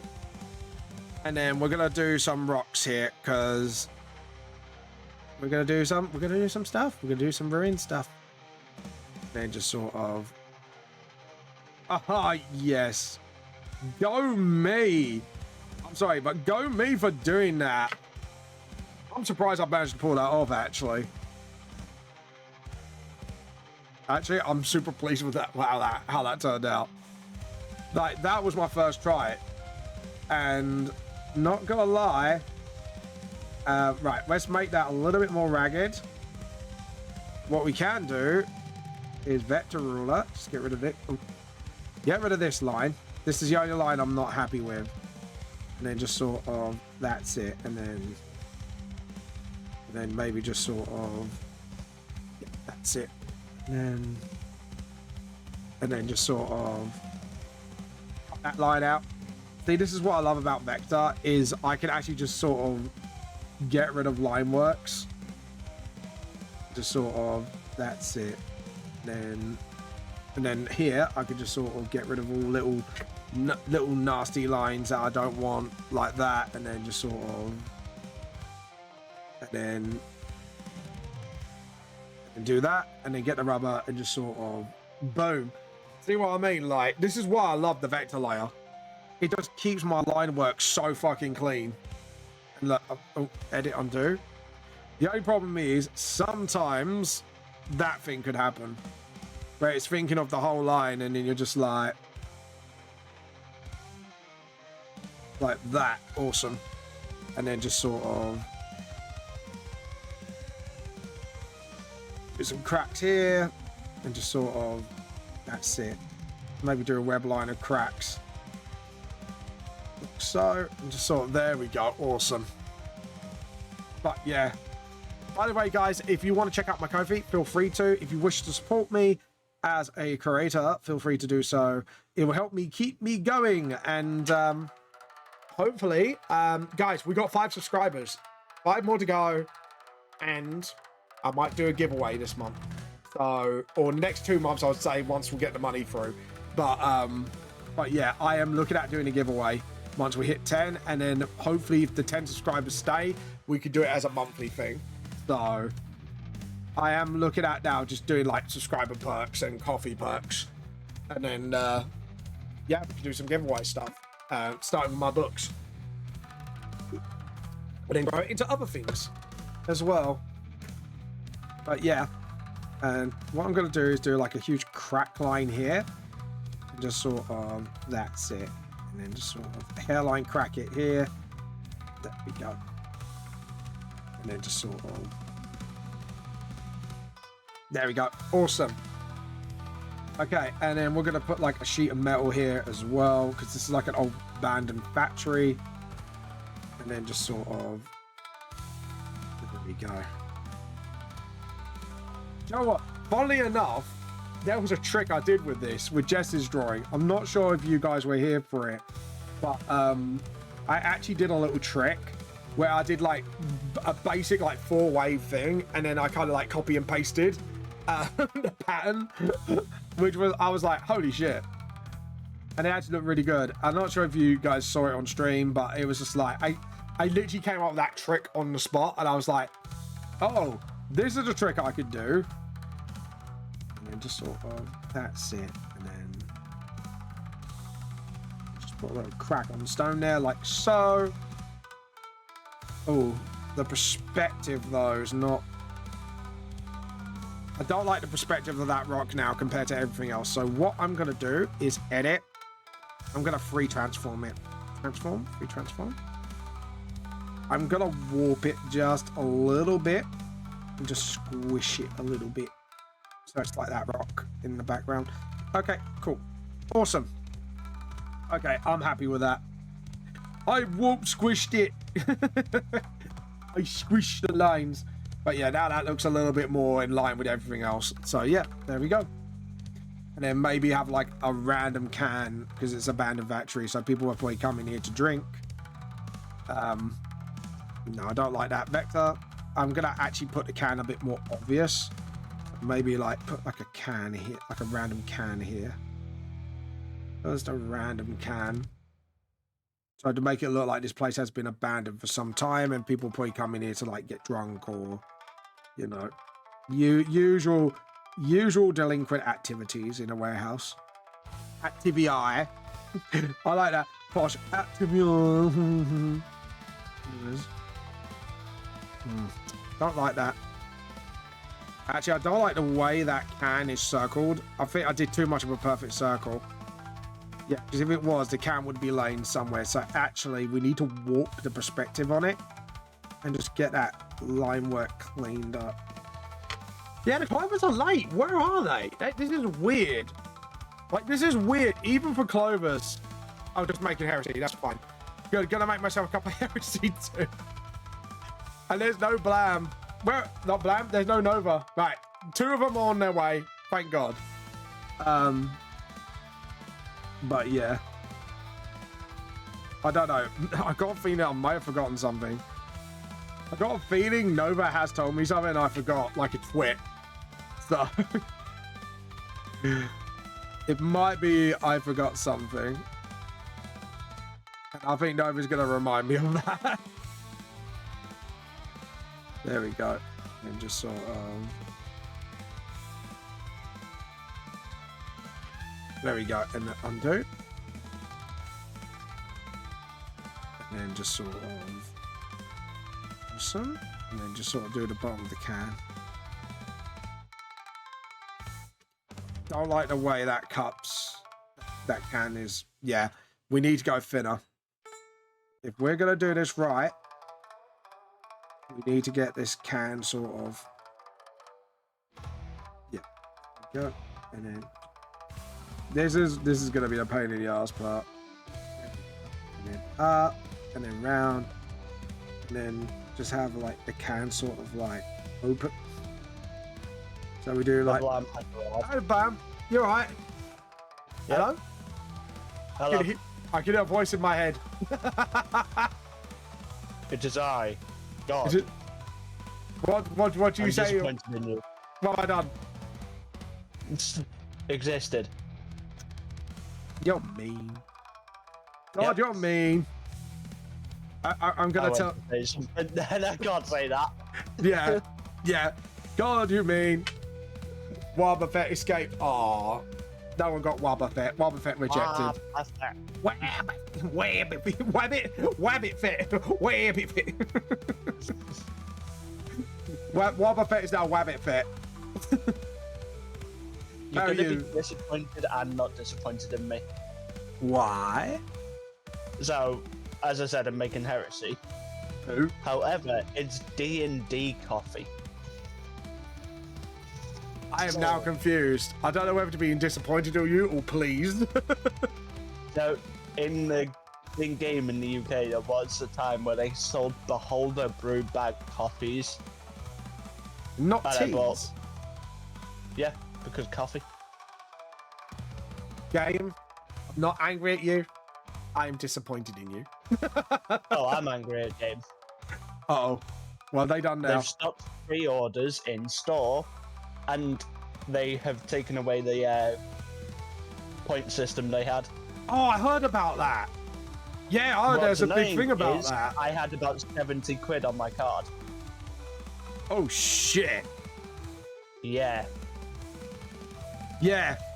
Yeah. And they gave no warning or something like that. Yeah, because I remember this, because I had points on my card. It, yeah. Nova, how you been? Talking about... I know, yeah. Talking about game. I sneak in. You sneaked in. At least didn't scare the shit out of me, so, you know. You know, yeah. The other times are for... There's other well, yeah, well, we know, yeah. Let's be honest, I'm not that... I'm easily jumpable. Let's be honest about myself. True. That's why you let Jason Barmoa jump you every weekend. Oh, he does that. Daddy! I love how I just jump in with it as well. There was like no debate. It was just boom. Nah. Boom. Daddy Barmoa. You heard it. Yeah. We know he loves his Daddy Barmoa. Look. Only on a Wednesday. No, as we clarified yesterday, Wednesday is only for your husband. Every other day is for everyone else. And Jason Barmoa is anytime. Exactly. Yeah. Fair enough. Fair enough. Oh my god. What's that? What have I done? Oh, I'm saying existed again. All I heard was Vamp was a dick, and I was like, wait, what? No, I didn't even say Vamp was a dick, actually. Oh, I'm sorry, I thought you did. I was like, what do I do now? Vamp has Barmoa on his mind. He's thinking of dicks. No. If we're going to do this, we're going to use the right button for the job. Right? What am I thinking about? Dicks. Jason Bar. Nice. That button's brilliant. Dicks. It's such passion goes into it.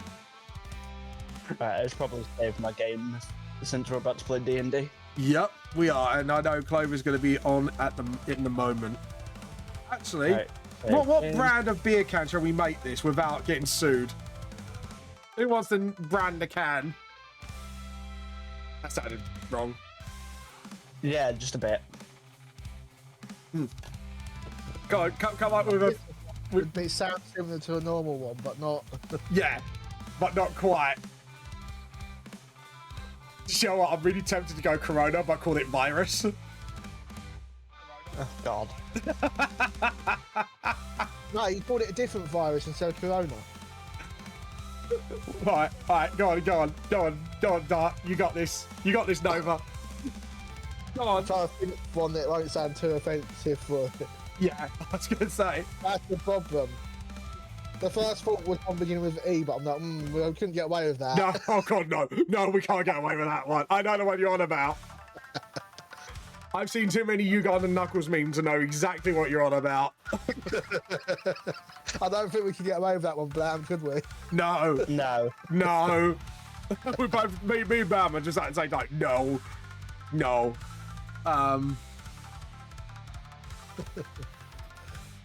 What could we do? You need one that's not too many words, but isn't offensive as well, which is hard to do. Yeah, the only thing I could think of is flu, because COVID was pretty much flu 2.0. Or flu 2.0. Could do, yeah. There we go. I'm just going to go to the toilet very quickly, whilst we wait. There we go. While we wait for 2.0.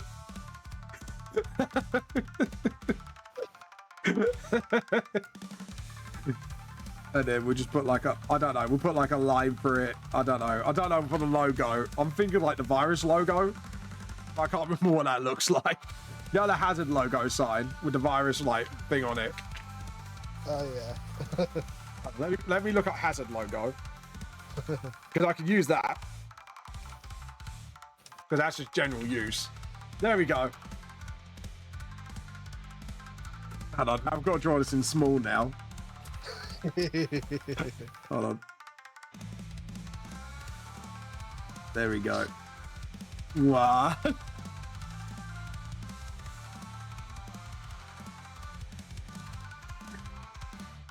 There we go. I've actually not done too bad of a job. There we go. That's inside. Blue 2.0. And you know what the slogan should be? Hello. Hello, Clover. Worst possible time to jump in. I have acquired heresy. I'm sorry that took a bit. Damn. But yeah, I've invented the VGNS version of Corona beer since it's related to another word, and I've called the beer Flu 2.0. Oh, It's time for the logo. I'm thinking the slogan for this beer, the VGNS world, is "Catch it while you can." Oh, Jesus Christ. even Nova rolled his eyes at that one. I felt the eye roll. I think it's a good slogan for Flu 2.0 beer. What do you think? I don't know. Are you disappointed in me, Clover? A little bit. Just a little bit. Clover's probably not. like, are you going to turn into a disappointed rat for me then? Just. We need to make that. We need to make that into a shirt. I'm thinking of a silhouette as a rat with a clover on its head, so you know it's Clover, and go squeak squeak. I'm a disappointed rat. No, it needs to be disappointed rat noises. Yeah, disappointed rat noises. And we need to put like squeak squeak squeak and then put the translation on the back of the shirt. No, correction, Van. It would be disappointed bat noises. Bat? Why bat? What was Clover using last session? Oh yeah, bat form. Oh no, that's bat. I don't know what to call it. Bat bullet? Mushroom bat bullet? It's fungi bat. Yeah. We need to come up with a name with That was the fucking MVP. Oh god, Oh. yeah. Just shot right through a rocky exterior of a fuck. No, because it tore through the big thing, didn't it? Yep. Just like literally shot through the heart and the bats to blade. Lord, It you gave, babe. Get rid of it. yeah. Literally, the only way you could die, I had to get rid of it in the end, Clover. Like, I ended up getting one of them to, like, kill it. One of the, what do you call them? Ropers. Oh, God. Anyways, guys, we're going to be right back. I'm just going to turn the mics off for a minute. So, we'll be right back with you when we get everything else ready. Okay, so...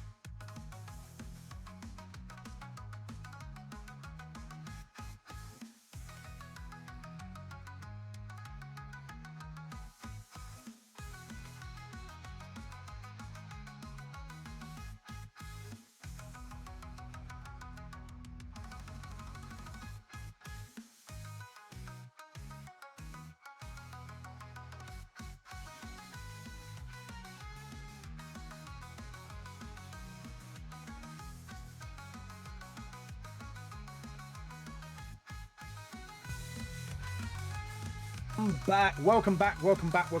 We are going to be playing some 4-leaf clovers now. So here we go. We need to press the D&D button and the D&D live. Woo! Magical transfer. Can't believe I just said that.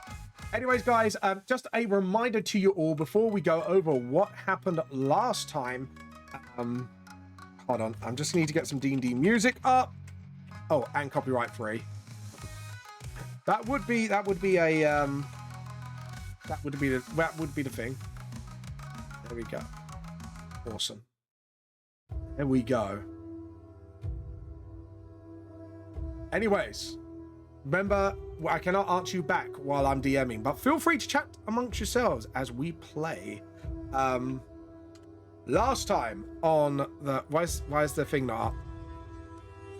There we go. Last time on the 4-leaf clovers. Is it not up? Is the map not up? Oh, it is up. There we go. Last time on the 4-leaf clovers, you battled your way through the ropers, which took the entire session with a bat mushroom that seemed to be made of steel. Clover's dad being pretty much hung upside down nearly the entire battle by ropers. And actually some really good fighting from Florian as well. You did some epic shit as well, Florian. By dragging one of the ropers across the ground because they only have a 10-foot movement speed while he was grappled. So that was fun. We caught a whale lord, well done. Anyways, as the battle calms down and the bodies of the defeated are surrounded by you, you are on your way through the tunnels. Would you like to carry on forward, or would you like to maybe shuffle through the creatures to see if there's anything useful on them? Yeah, can I investigate some corpses? Yeah, so either make me one of two checks. Investigation to just investigate the corpse, or you can make a survival check to see if you can take anything useful off them, like body parts, etc. Can I do both? I'm going to say one or the other, unless the other player wants to do a survival investigation as well. Oh. Well, my survival's better than my investigation if anyone wants to do investigation. I think you might want to ask My the wizard investigation's about 4. that. What was that? My investigation is 2, so... Same. I'll investigate if you survival. Yep. And then Clover's got better survival. This is you show me mine if I show you your sort of thing. Rob, Okay, I'm still gonna do a survival anyway, just in case there is anything, since I'm... I'm going to bless, not bless, I'm going to guidance.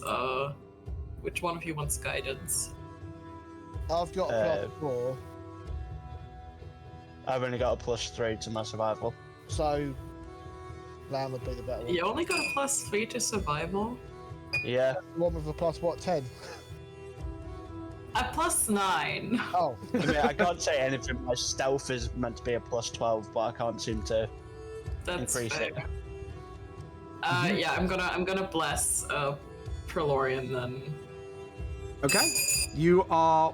Is this blessed or guidance? Not bless, guidance. I Guidance. don't know what's wrong with me. It adds a 1d4 to the check, doesn't it? Yes, Yeah, it does. I'm very sleepy. I'm sorry. All right. That's fair enough. 18. So, And 14 for you.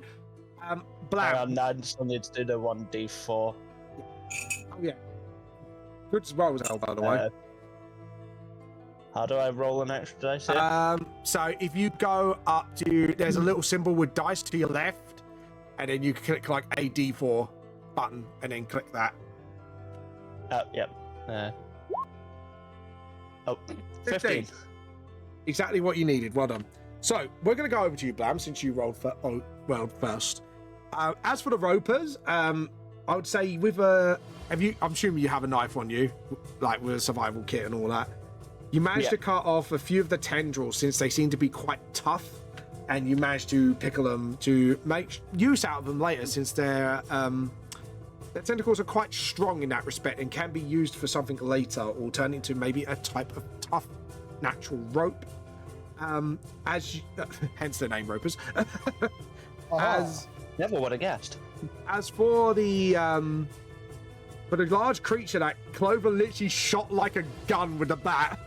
You can see the hole through its chest. You managed to get its get some of its carapace off very carefully. Only some of it, because it's quite a large creature.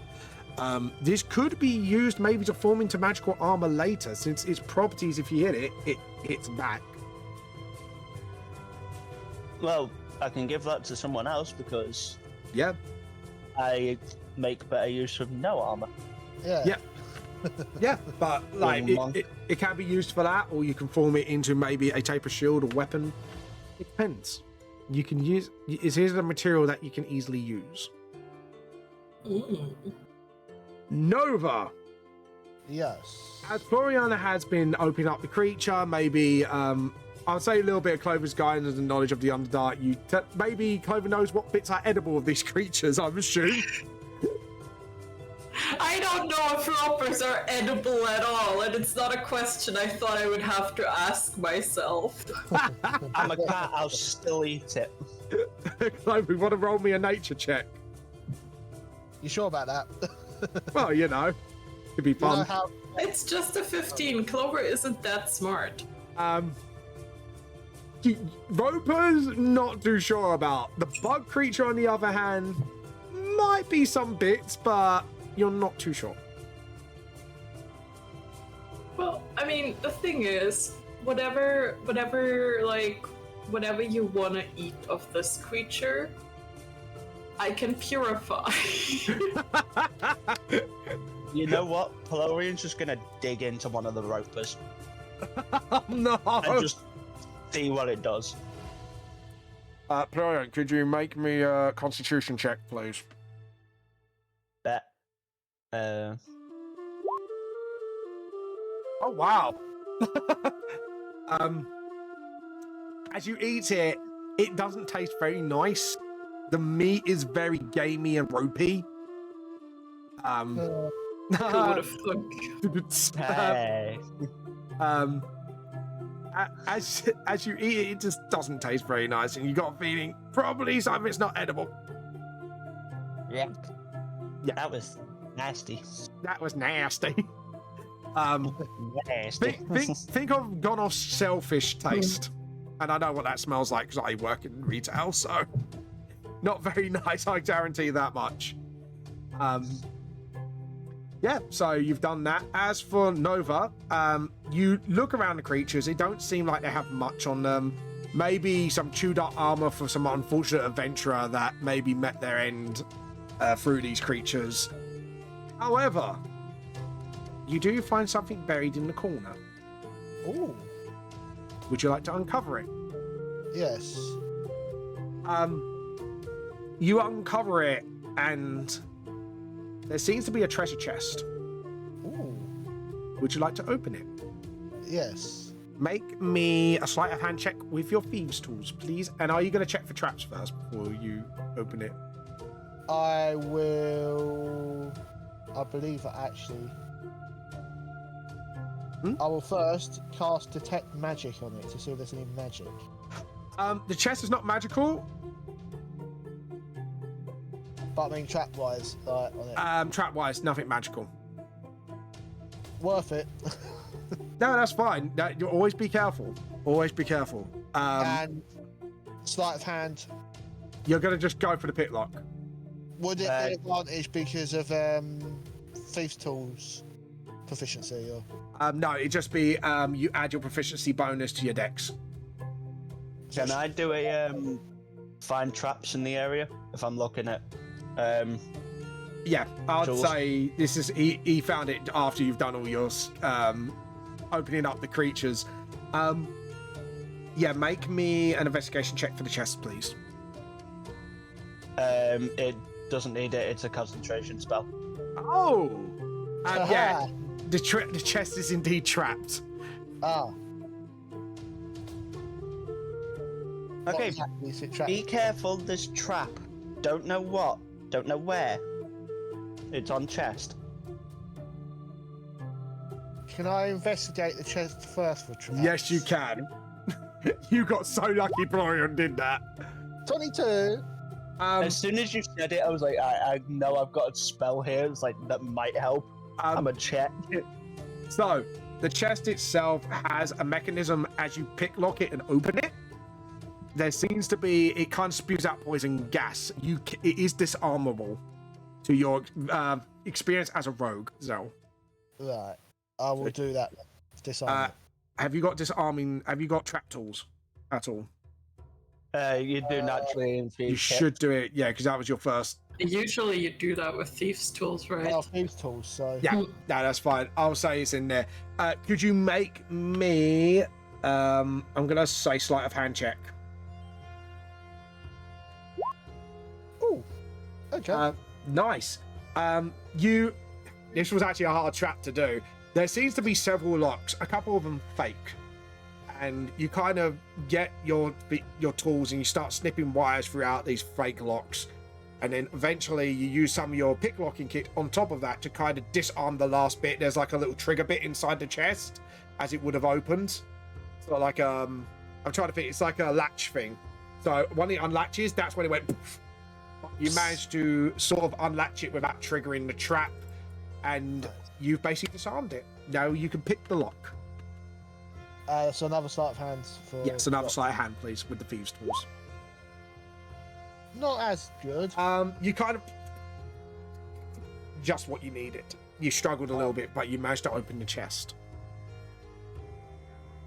What have I found in this chest? You open it up. There is 100 platinum pieces, 200 gold, and some diamonds.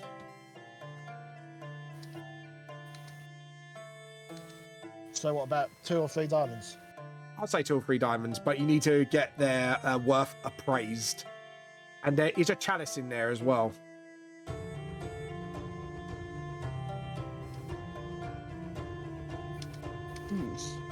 A chalice? Yes, a golden chalice. Like a cup. Oh, Yeah, a golden cup. yeah, the golden chalice. That seems to be worth a lot of money. Now the next question is, can I do an Arcana check and see if it's magical? You can do an Arcana check, but due to your detect magic, there was nothing magical about the items. Oh, so it's detect even inside? Yeah, the chest. so detect magic is like a radar. Yeah. Oh, so it's not visible. Yeah, so it kind of does it in a certain distance, and it kind of blips, if I understood the rules of it correctly. So it's like, boop, boop, boop. I wasn't doing detect magic. Yeah, No, no, I you didn't. did detect traps, he did detect magic. Yeah, oh, okay. I was confused for a second there. Yeah, I know, because you two of you did detect spells at once, so... yeah, so you kind of know they're not magical, but definitely worth money. Nice. Some of them can be useful components, as you know as a wizard, like the diamond. Due to your knowledge of the arcane, some people use it for revival magic. The chalice, make me an Arcana check. Dirty 20. There is a spell that you can use, and it's a feast spell. I think you know which one this is. And it actually requires a chalice worth 1,000 gold. Ooh. So you get that appraised and it's worth that much. Might be handy for certain people. Can I So see the I'll diamonds? over. that- I found some diamonds here. Oh, you want to investigate the diamonds? Yeah, I was going to see if there's any souls in them. Oh, Oh, yes, because of your thing. Make me... This is going to be a hard one because it's not magical. Make me a wisdom check. I'm going to do it like that because of spiritual stuff. Yep, that's fine. Hang on. Wisdom. No, religion. There you go. Do I Make get, it a religion check. Okay. Do I get advantage on this? What, due to your background? Yeah. Yeah, I'll allow it. Okay. No, both 25. Nice. You guys are rolling high today, you. High rollers, you. There are no souls in them. Okay. However, you do spot a note. And it has an imprint with Mr. Blobby's face on it. Clover might recognize it. oh god. Zell, you've noticed through your high investigation that there is sand at the bottom of the box. It looks like this chest didn't belong here. Oh no. Not him. Does anyone want to pick up the note? Can we burn it? That that seems a bit rude. Can we burn it? Even your barbarian companion has looked at him. That's a symbol I haven't seen before. He kind of raises his eyebrow awkwardly. I haven't either, but the response of the other two worries me. Care to explain? Clover will pick up the note. So, do you open the note? Yes. Clover. Roll me a wisdom saving throw. Oh, God. If this thing spawns in, I'm coming and slapping you in person, Vamp. 23. You felt your head changing and it was going pink and yellow dots. Oh, But God. luckily you kind of resist the change. And in there was a note of it says retirement fund, and it's got a picture of a head of a giraffe on it, and it seems like a pink polka dot one. You think your head might have turned into that if you didn't save. Oh dear.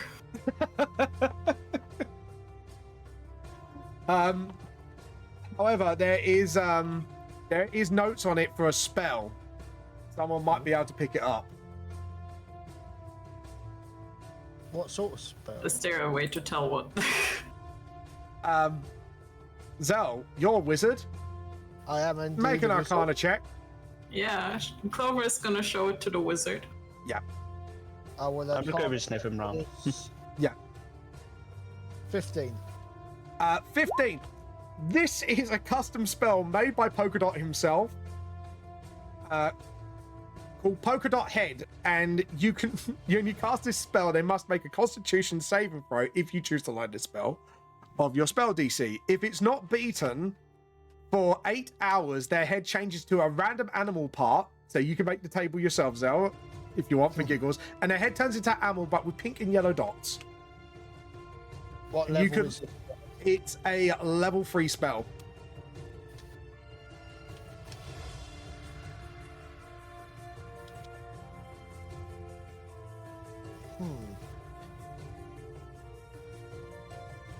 Interesting.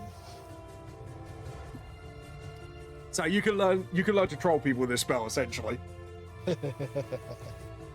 Also, it would have been fine. Druids get access to the spell magic. Yeah, you'll be fine. You would add a temporary giraffe head in it. It's like, That would have been hilarious. just like long neck. You're like, oh, you got a bit taller, Clover. So are you going to keep this scroll to learn for yourself? Yeah, I'll keep a hold of it for now. Remember, there is the learning mechanic, so you can actually learn the spell off the scroll. Who if you else wish. can learn apart from wizards? Who else can learn the spell? Sorcerers can. Druids, if they enhance it in their own druidic way, and that's a big if. This is made for more like wizards Yeah. and sorcerers. Clover has no desire to. Clover gets her magic from nature, and Captain Polka Dot is definitely not nature. No. yeah, he's the In a big antithesis knot. of nature. Yeah. He's Enigma and the nightmare of children's of gods. I was just So, thinking you know- it'd be them having mushrooms sprout on the heads as well. Clover, but- considering she gets her spells from nature and from her one of the gods that's currently in a custody battle over her. Yeah. Technically, does that mean she has one? Technically, if you wish, we'll make one later.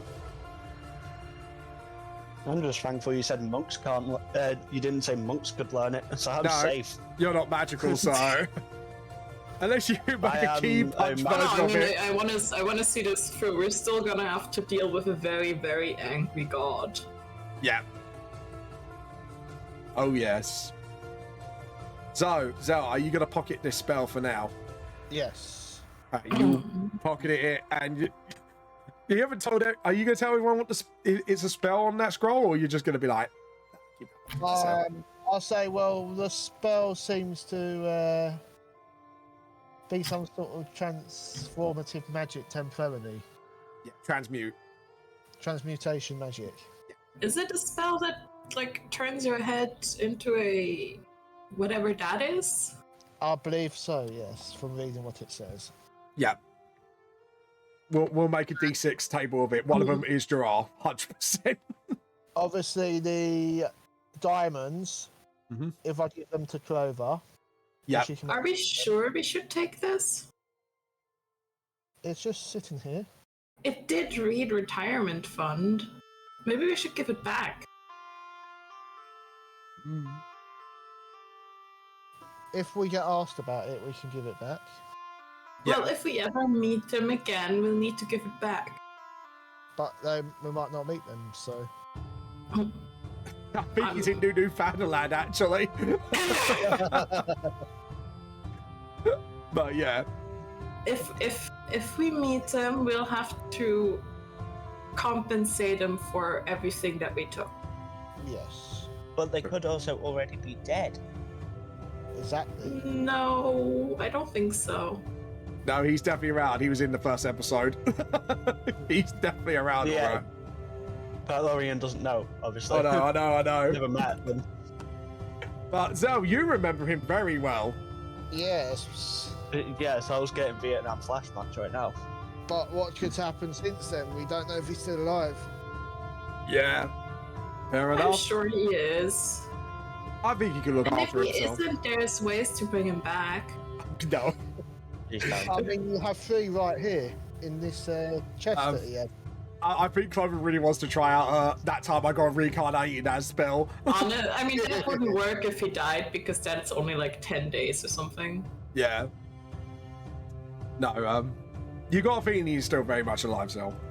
Clover could turn him into a skeleton or a zombie. Spooky, scary skeleton. Sorry.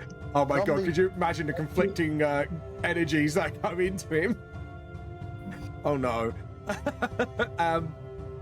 Right, so I would say that was midday at this point. You kind of I'll say Clover, you might get a bit more of the gist of this than the others. It's hitting near evening, and you're at the entrance of the ravine, which is called Crackdawn Ravine, where literally the whole floor, they've got huge cracks that can go up to 50 feet or 20 feet, which you can travel around in, but it is a dodgy landscape. You can either turn left and carry on with your journey, or you can explore unexplored bits of the Underdark. It is completely up to you, or you can rest at the entrance and hope nothing attacks you at night, or your version of nighttime.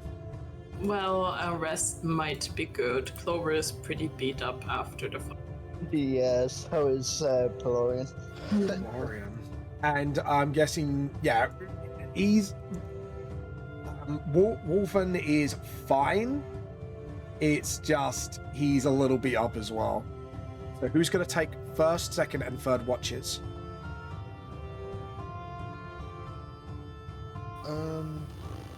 Shall I take first? If you want, do you want a partner with you, or are you just going to let everyone sleep? I'll let everyone sleep. Okay. Could you make me a perception check, please? Perception... 16. As you watch out for night, Zell, Oh, didn't mean to do that. you keep watching very closely. About 120 feet away with your dark vision. And your dark vision 60 feet, ain't it? Yeah. Make me a perception check, please. This will be a high DC because of the distance. Dirty 20.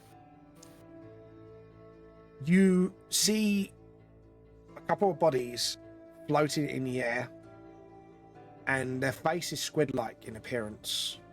Robes coming down their bodies, and they seem to be floating down to the cracks of the ravine.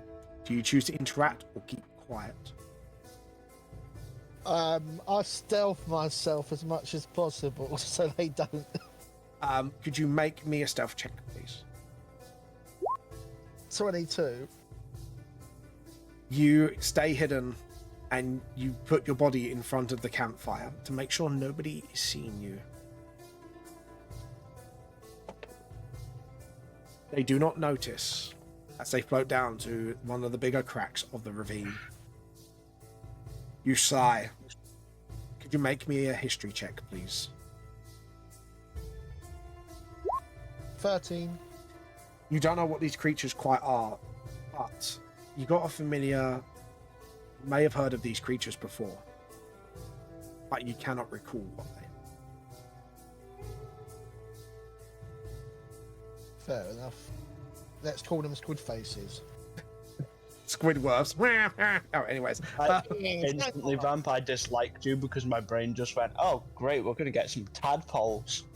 That's what I thought as soon as you said that. I was like, great. Okay, thank God I'm not the only one. We already have tadpoles, though. You did? Well, the psychic kind of got out of hand, but... Yeah, but not the tadpole required version. Yeah. Florian, are you in the hive mind or not? No. Oh, wait, yeah, I did get put into it. Yeah. You fall asleep, Zell. Do you want to inform the next watcher who's taking second? I'll go second. I'll Okay. tell him I saw some squid face guys floating about. I don't know if you know what they are. No, but I'm sure I can find a way. What would you like to do? First off, can I see if there's anyone around? Still. Make me a perception check. 22. Seems I know to why be it's doing 2 every time. Yeah. This is only perception, not for the watch, but for what you were looking for. He pointed out where they were. It seems like nobody's there. Is it possible for me to stealth down there and have a look? Make me first an athletics check to climb down, and Claws. unless you want to use acrobatics, and then a stealth Cat check claws. followed up. Yeah. Go on. Means I wouldn't need to because my cat claws will help me climb down. Okay, could you make me a straight up stealth check, please, then? Yep. Add an extra 4 to this because I can't add the mastery. 15. 15. You climb down. You think you are quiet. And obviously time has passed. You may have lost track of them for now. Because the cracks are deep and you went about 30 feet down and there was no sign of a bottom yet. So whatever they were, obviously live under there. Deeper in the underdark. When I'm about 30 feet down, can I just see if there's any secret area in this part? Make Any branching paths? Make me an investigation check. Yep. Oh, 8. I'm rolling dark. so well. Even for your dark vision, too dark. Can I feel around for them? If there's any ones that just slightly cave in. You put your hands around it, and I'll have to go by with your initial check. Nothing. Okay. Sorry. Your roll was too low. And then I'm just gonna crawl back up. Yeah. You crawl back up, and you shall continue with your watch, I'm assuming? Yeah. Make me an investigation, please.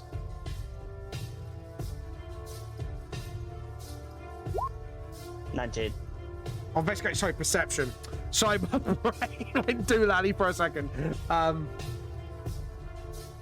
apologise. 24. There we go. Better. You keep watch of the night. Many creatures crawl through here, but luckily you become unnoticed. Seem to be going out today of their nocturnal underdark activities. You don't recognise some of the creatures, but one stands out to you.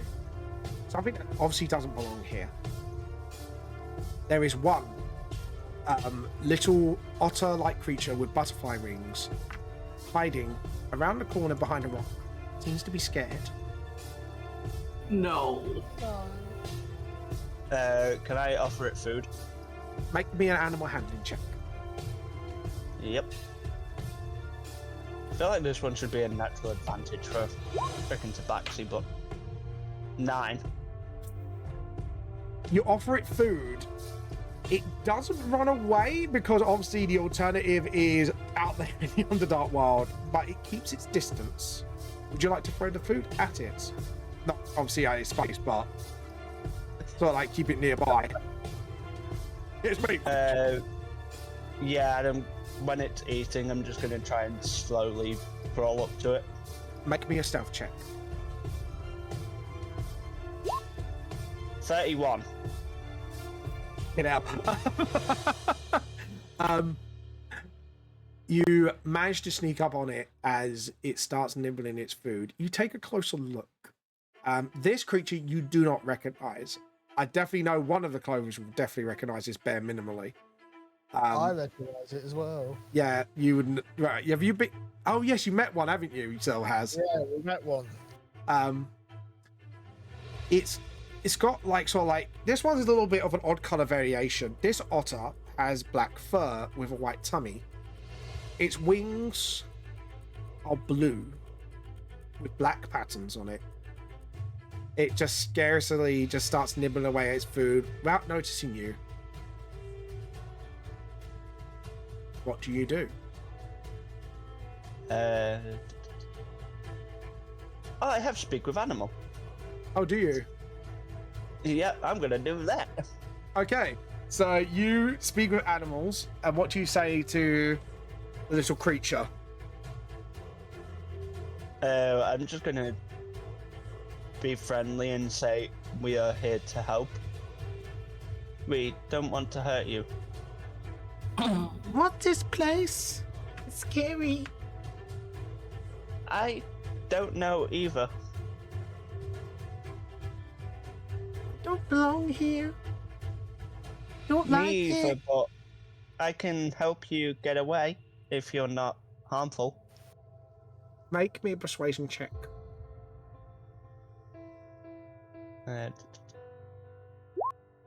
13. Not hard to persuade due to what the alternative is. Okay. It just starts flapping its little butterfly wings and jumps on your shoulder because the alternative is to face the wilds of the Underdark, and to it is unknown.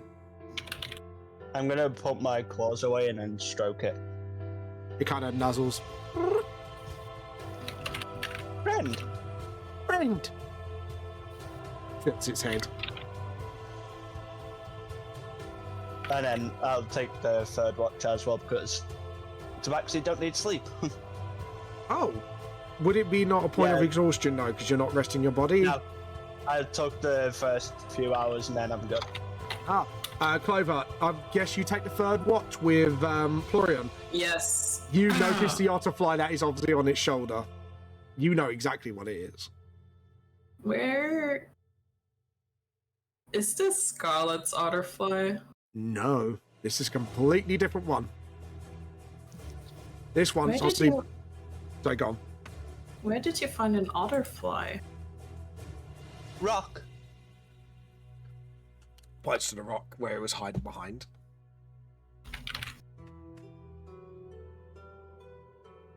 Obviously, Clover, you do know this is not a creature naturally of this world, but of the world you visited previously.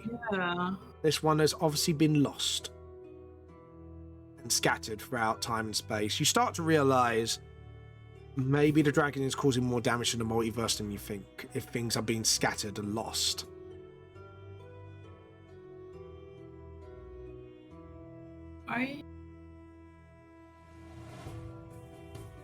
You're not supposed to be here.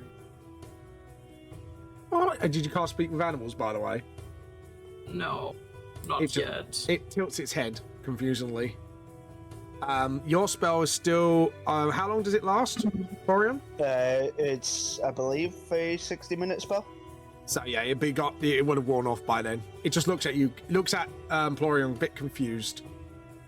Doesn't understand.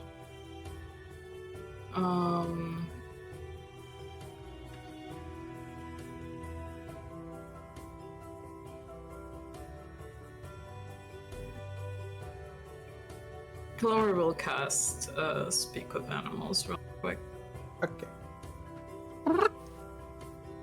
Just tilts its head at you.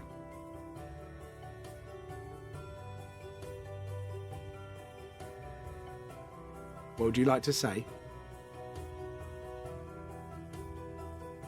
Hey there, buddy. Hey. You're not supposed to be here. I don't know how I got here. I was flying in the desert and then I ended up here. Don't like it. Scary. Well, you can stay with us for now. Can I go home?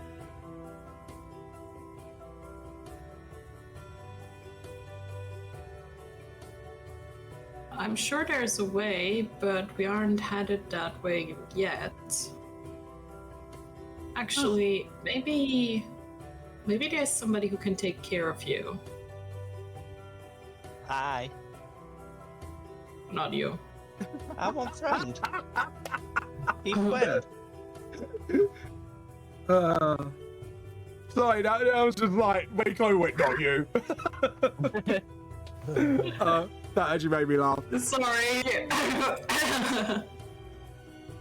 Glarian's just gonna do the usual cat grimace face and just be like, but friend. Well, it doesn't really... Kind of starts pouring at Florion's fur because it's quite soft. Well, it's obviously not from here, and I don't think it likes this place. No, but I'll protect until we can get him home. Well, my idea would be to see if Vulcan can get it back What? to... You just come back and it's like half snapped up. It's on like an Autobot fly version of a wheelchair. Oh my god! One too many hugs. Maybe he could... Actually, no, I think otterflies are fragile. Wiki? It makes noises. It starts pouring at the top of the head, and you just hear like cute little otter sounds out of it. Makes little squeaks. Friend hat. What did you say? Friend hat. Red hat. Just carves itself up. You got like a little Russian hat because it's black.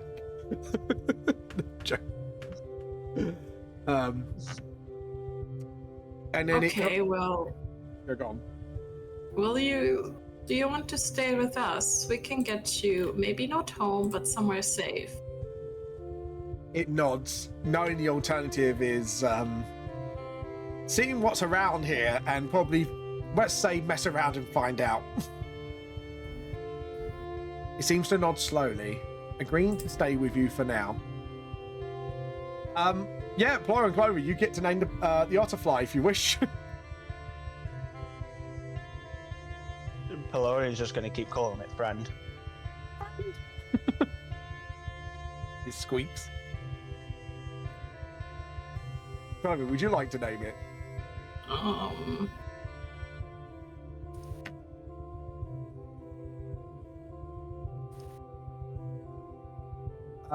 Actually, Clover, for your knowledge through Scarlet, if it has the same soul element as the person, they gain bonuses actually from bonding to it, like you would a pseudo dragon.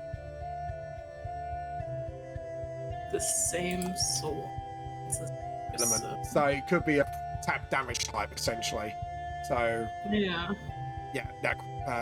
necrotic stuff like that, extra damage maybe, or resistance, even depending on the Otterfly.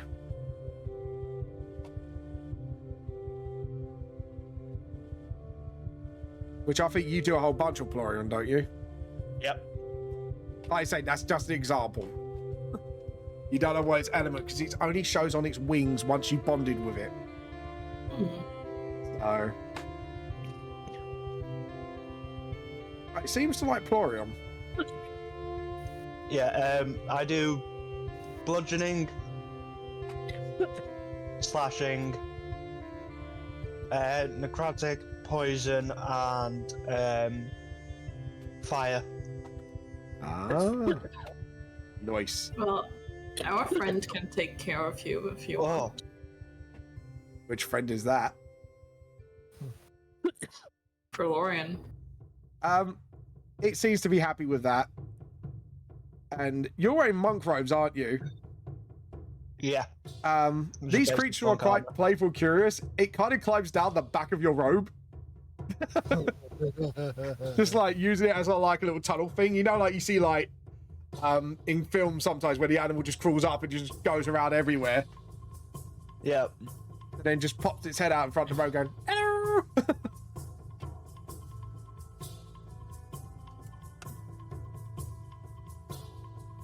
Florian's just gonna keep stroking him. The otter fly happily squeaks. I do know what they sound like because I've seen videos of them playing in the swimming pool. It's because someone's got them as pets, I think, on Instagram somewhere. Yeah, and then it does a playful tap on the nose, like boop. It booped me. It booped. Oh. They do like their boops. And it boops you, Clover, as well. Clover just kind of smiles. What if we name you Boop? Seems to like it. I can't wait till to wake up to this.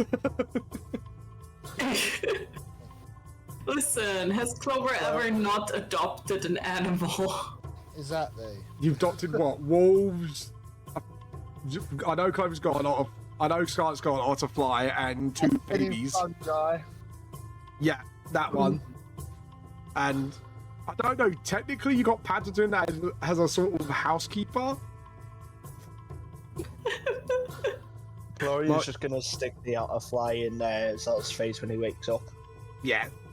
Perfect. Like, friend, her face. Sorry. Hey, we both did it today. Yeah. Because Vamp always does it, that's why. Yeah. Hi, Rachel. Wife's home. Yeah, so you kind of, in the morning, Clover, could you make me a perception check, one final one? I can see Loki's tail literally in the Loki cap. I just saw Loki jump down Yeah. from the air top. Yeah. One last perception. One last perception for the night. Oh damn, that's such a bad roll. Yeah. And Nothing. I roll with them. You could give Clover advantage if you use the help action. Yeah, I'm gonna do that. Yeah, advantage, Clover. Next time, announce it That's beforehand because I forgot about the help action. Sorry, that was my bad. Yeah, 29. That's good. You see into time space. No, I'm joking. It's 30. Fucking hell. You look out. Luckily for you, apart from the creatures that usually scatter along around here, didn't take any notice of you. Looked like hunting for their own prey. You see nothing. You've had a safe night. Zell, as you wake up, you see a familiar being of a black-furred, white-belly otterfly in your face, with blue and black wings. Clover's adopted another one, has she? I like your No. so automatically No, accused it was me. Oh, not Clover. Clover's normally got a habit of adopting stray animals. You adopted me. True, she did adopt you as well. So. The one time I can make fun of myself being a cat person. Yeah. As he shoves it in your face, boops you. She. She boops you. No, not Plorion. The Florian's otterfly. a she. Yeah, Plorion's Yeah. a she. As Plorion shoves the otterfly in your face, boops you. Oh. That's going to be confusing to say. Boops. I'm sorry. I think it's funny. A boop. Boop that likes to boops. That's the boop, the boop, boop, boop. Yeah, boop the boop, and the boop is the boop. Also, you know what? This is a really random. I don't know if you were waiting with the reveal, but everybody knows Clover is a cleric at this point. Yeah, so I would say you guys actually notice Clover does her praise and preparations for the day. Because you find I just noticed on your stream. I don't know if Clover really realizes in character yet. Oh no, not yet. No, I think we did talk about it a little bit. So yeah, but she does her usual prayers, which she always has. Yeah. And as you pray, Clover, you do see mushrooms kind of grow around you, and purple grass, and the mushrooms are a little bit odd. They seem to have the face of your goddess. Okay, that's absolutely cursed. You know what would be more cursed? Forcing Vamp to draw it. No. As you look around, the day is yours, Clover. So you can either go left towards your village, or you can, for fuck's sake, both of you requested it at the same time. So, two mushrooms with your goddess face on it is the goddess shrooms. After the pray, they do turn into normal mushrooms, by the way. It's just like a symbol of your faith. Goddess shrooms. Screw me. Right.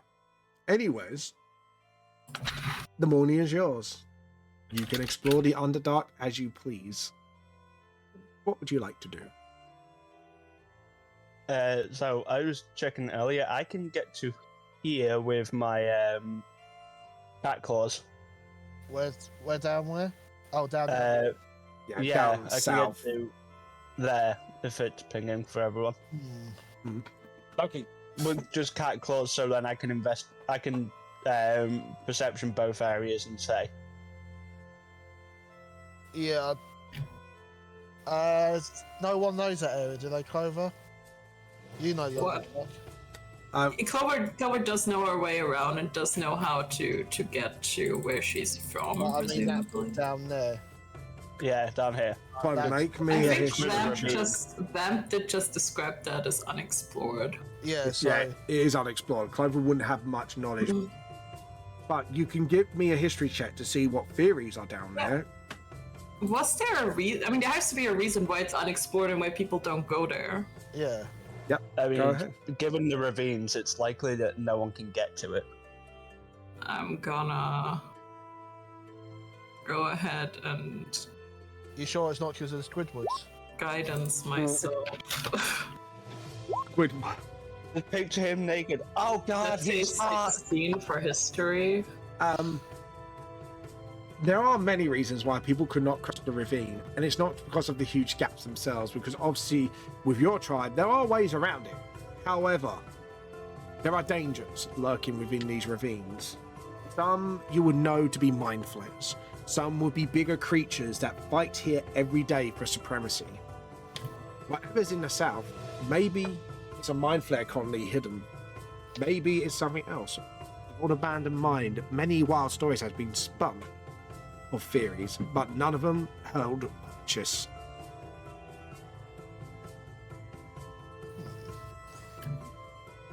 You know, no one really goes there. It's very dangerous.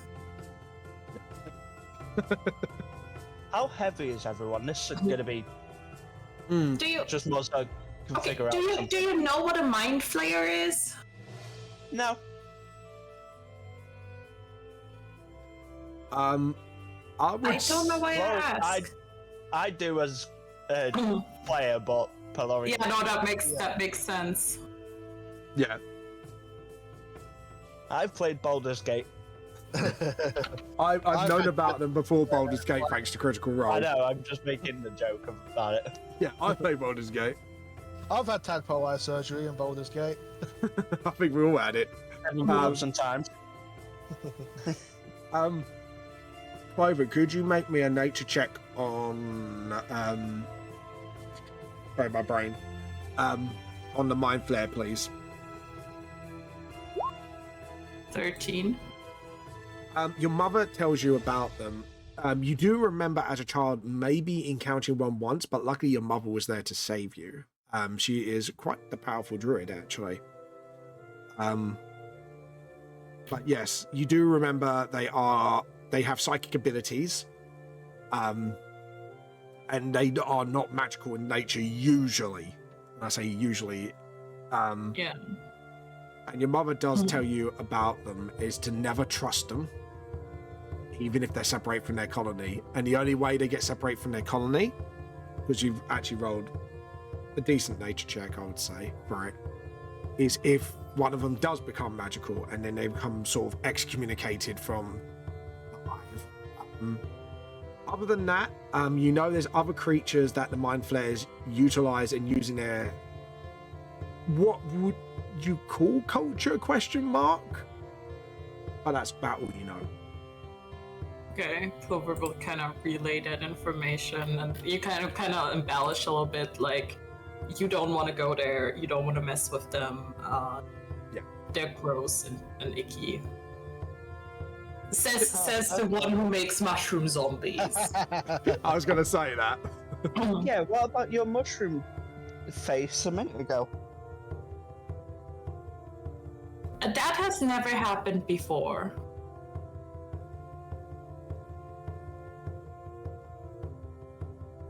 A lot of things have never happened before. Sounds like you guys had quite the adventure, even more than I have. Well, things got weird when, like, oozes started talking to me.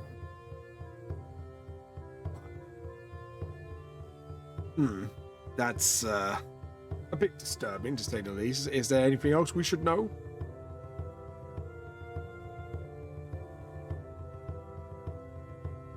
Well, I mean, obviously there was this mention of, like, a champion of Elestroy. Oh yeah, right, everybody forgot about her. This is concerning. Do you think it's connected?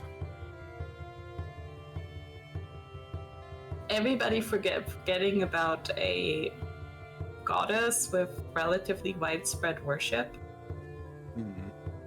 Yes. Look, I lost my memories about all that, so you're gonna have to recap me. I apologize. Well, it's not just you. The dwarfs couldn't remember either. So someone seems to be manipulating things at the helm. What about this Callahan you mentioned before? Do you think he's behind it? I don't know what his issue with her would be. But he seems to be the player in this game that he's playing. Definitely. We don't know what he's playing. Out of character, I have a really wacky idea.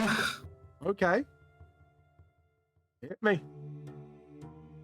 He's a mind flayer that became magical and got ostracized from his community, became really powerful, and is now trying to make his own hive mind. That's an interesting theory. I mean, you could ask Callahan questions. He did say if you want to ask him anything anytime. I don't think Clover would come up with something this wacky. Nah. Fair enough. But yeah. By the way, Clover, you spend time... You think every time you have thoughts of Callahan, he might appear? So it might be like a summons. So... Just letting you know, you would be aware of this. If you think his name 3 times, he appears. Fucking hell, he's not Beetlejuice. All you gotta do is say my name. Anyway, you could have said anyone other than Beetlejuice, Bloody Mary, Candyman. Yeah, but Beetlejuice is brilliant. So, yeah. It was Candyman. Very, very catchy, too. Yeah, I've heard the theatre song. He's actually like... That's why I thought of that song. What are you doing? Sorry. Sorry, my cat's not in pain. She makes weird noises for those who are watching. She just likes to be weird sometimes. and she's having That's weird. pupils dilate. That means she's got the zoomies. Anyways, so if you hear her bouncing around, that's what's going on. Anyways, sorry about that. Yeah, so I'm going to say your knowledge of your hive mind at the moment is also you could speak to each other in your minds if you're 30 feet within each other. Within each other? 30 feet within each other's range. So you can kind Okay, there you go. We're not Yeah. Jason Momoa in this. of... Fuck's sake. I can't concentrate now you said that. Also, another benefit is if you are charmed or afraid, magical or non-magical, you can get advantage on a wisdom saving throw. As long as you're within the same distance, you can dilute it. So you can either lower the DC or get advantage on it. If you link with more people you link with, the more the benefits. Oh, So, interesting. anyways, where would you like to go? Sorry for that detour.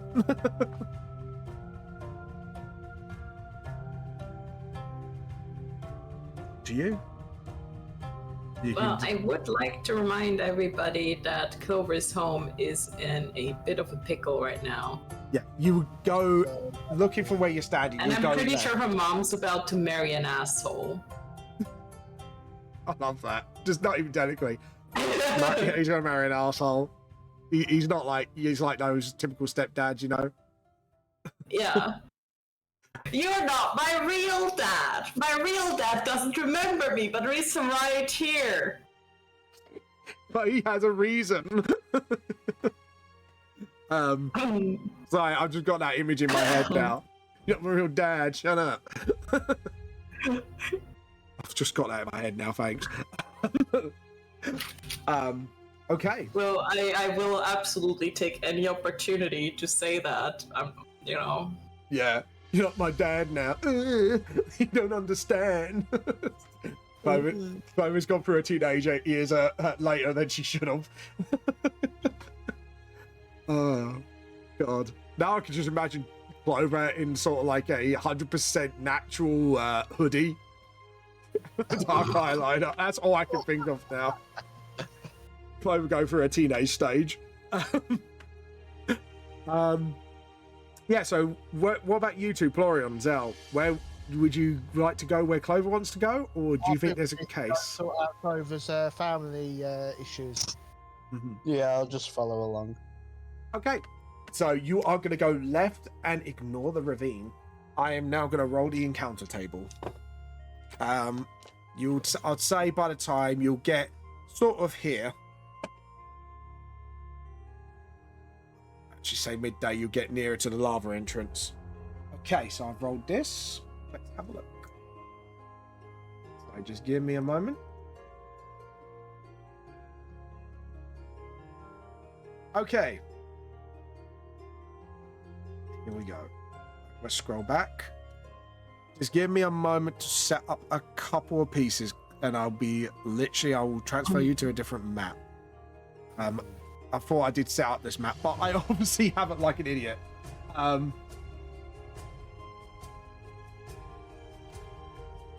Yep. What level are you guys at? 10. 10. 10. Make sure.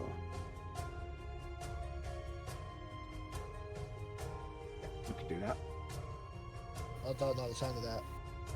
Yeah, no, I just want to make sure because I don't want to throw anything big at you because I've been No, trying to we keep can everyone. do I've got like that. 3 campaigns in my head at once.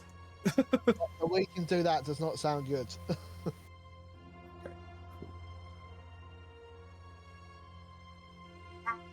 Oh, Jesus, Loki. That made me jump.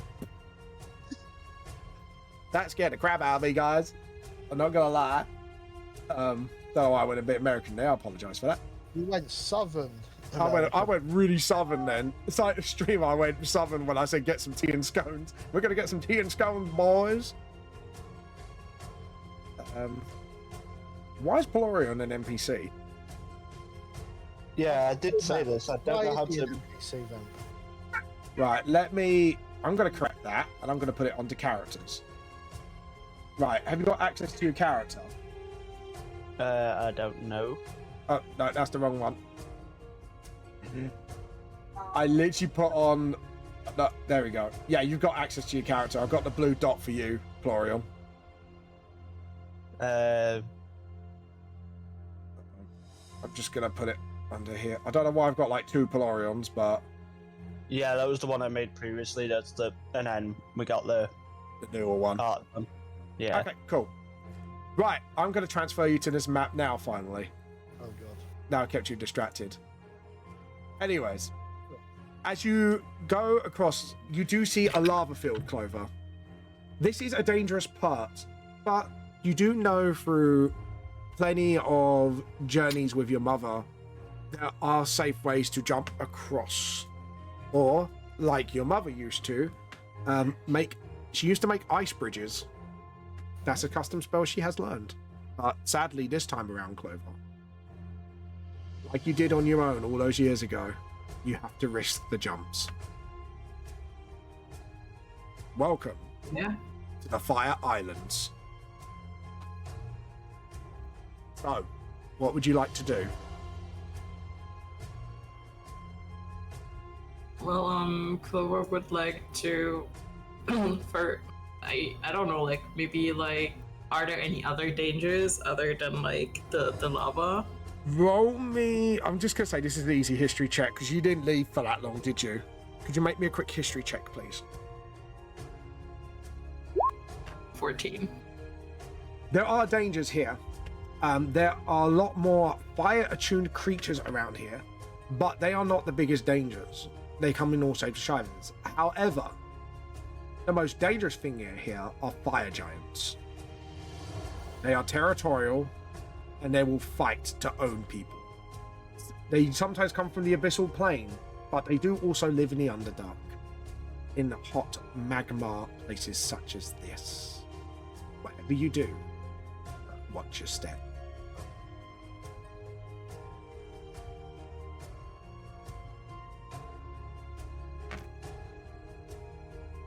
Am I able to check the integrity of the walls?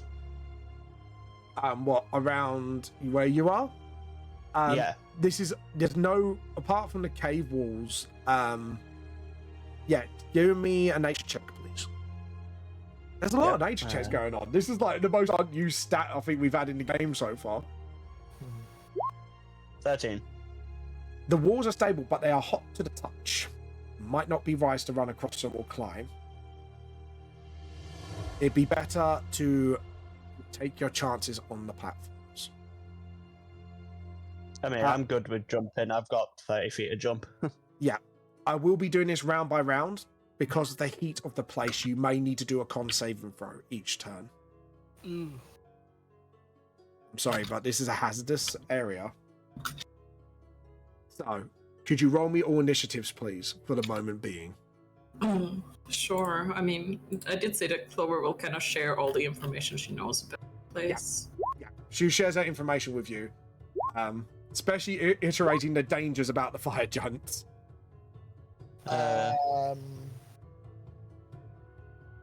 That is plus. They don't do the plus that I'm meant to have on there. Or +4, you say? I believe it's a +4. Let me double check. Double check it. Florian, roll me an initiative, please. It's not letting me select my token. Modify. You should do. Give me a moment. Is it because I selected the wrong thing? Yeah, so mine should be a 12. But it's still not. Give me one. Sorry? Was that all Mine together? should be a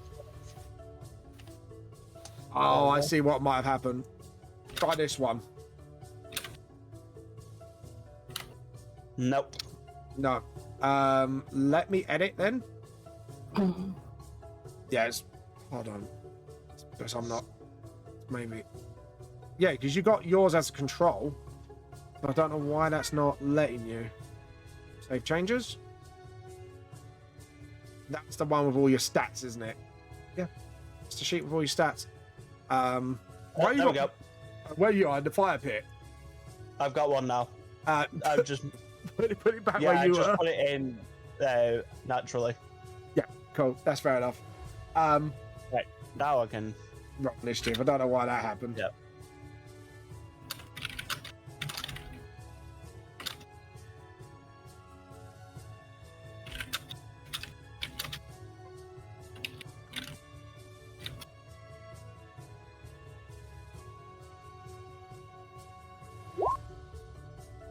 Well, my original roll was a 19. Alright, I'll put it as 19 then.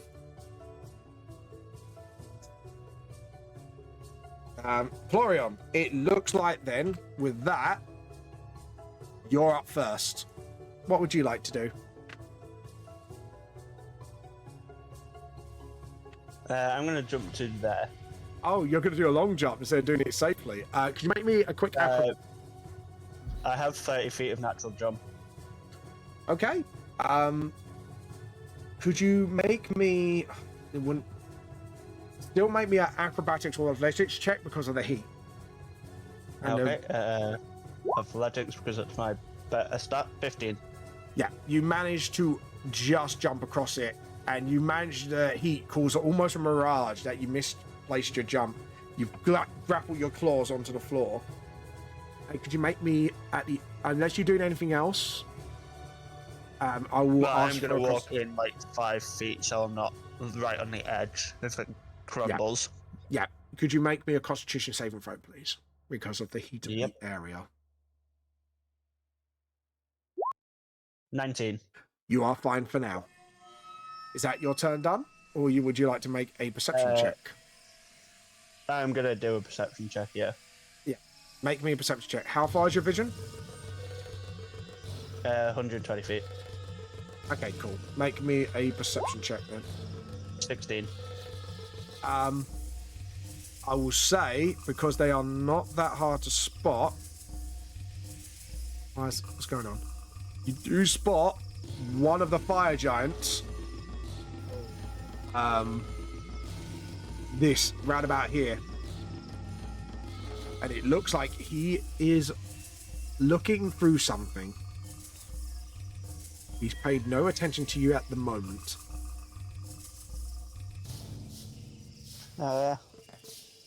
Big guy there. Big guy. As he points out to you, like, you do see a fire giant in the distance. Yeah, I'm just going to stay there. Is that your turn done? Yep. Now, what I am going to do, since you spotted one, I will have to roll its initiative.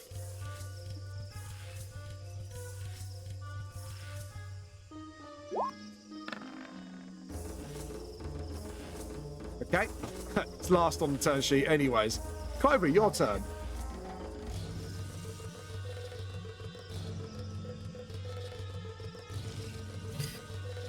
Clover will try and jump over here. Yeah. Could you make me a athletics or acrobatics, please? Your choice. That's a 6. If you jump over, your foot hits the lava, and sadly, I'm going to have to do lava damage. You take... I need to do 2 more, because I know it does an absolute crap ton of damage. That is 21 points of fire damage. I just realised I've got a way that I could help everyone get over. My wife literally went, ow. Even she knew that was a high Ow! amount. Yes! Ow! Yeah, I just realised I could help you all get over. Yeah. What are you going to do? Piggyback them? No, I'm gonna sit my tentacle mace to there Okay. and then plant it into the wall. Bridge. Yeah. Okay. Clover. Is that end of your turn, or are you going to do stuff? Or are you going to try and jump again? Say you move to the middle because your heels feel a bit out. Yeah. No, I think that's it. I'm not sure she can get further. Let's see. So you jump 20 foot. Yeah, that's So I could make it over here, maybe, if it's like regular movement.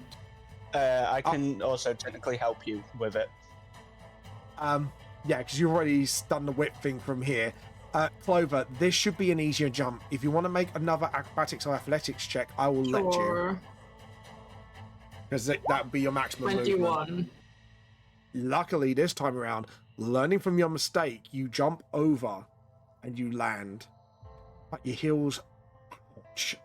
Luckily, your armor's magical and hasn't received damage, but your feet... My boots are also magical. Yeah? Yes. Luckily, because magical items do not get destroyed by normal means. Could you make me a Constitution saving throw, please, for the heat at the end of the turn? A Constitution. Yes. Because you're in a very hot area. 20. Luckily, the heat does not bother you for now. As you know, the longer you stay here, the more the heat... Me anyways. God. I'm going to roll like 66 fire damage. Just excuse me for the moment. Oh my god! 7,692 damage later. Yeah, I took like 22 points of psychic damage. No, all jokes aside. And actually, I forgot to put Fawn in the map. I forgot to roll him. Where's my dad?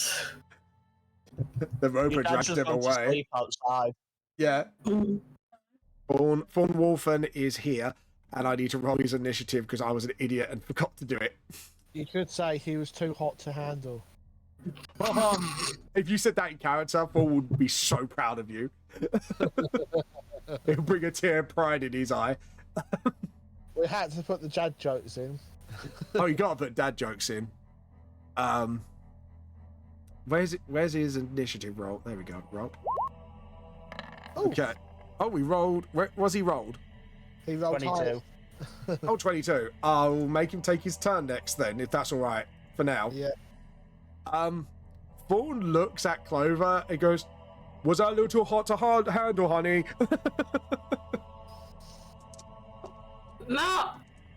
No, I'm fine. Okay. But Fawn loves his puns, even when he's a bit stressed out. He actually was quite worried about you. He's like, do you need help? I'm fine. Okay. Yeah, his father's instinct's kicking in Maybe. now. Maybe. He's gonna use his athletics to grip onto your fleshy mace. Yep. I don't know how to word it.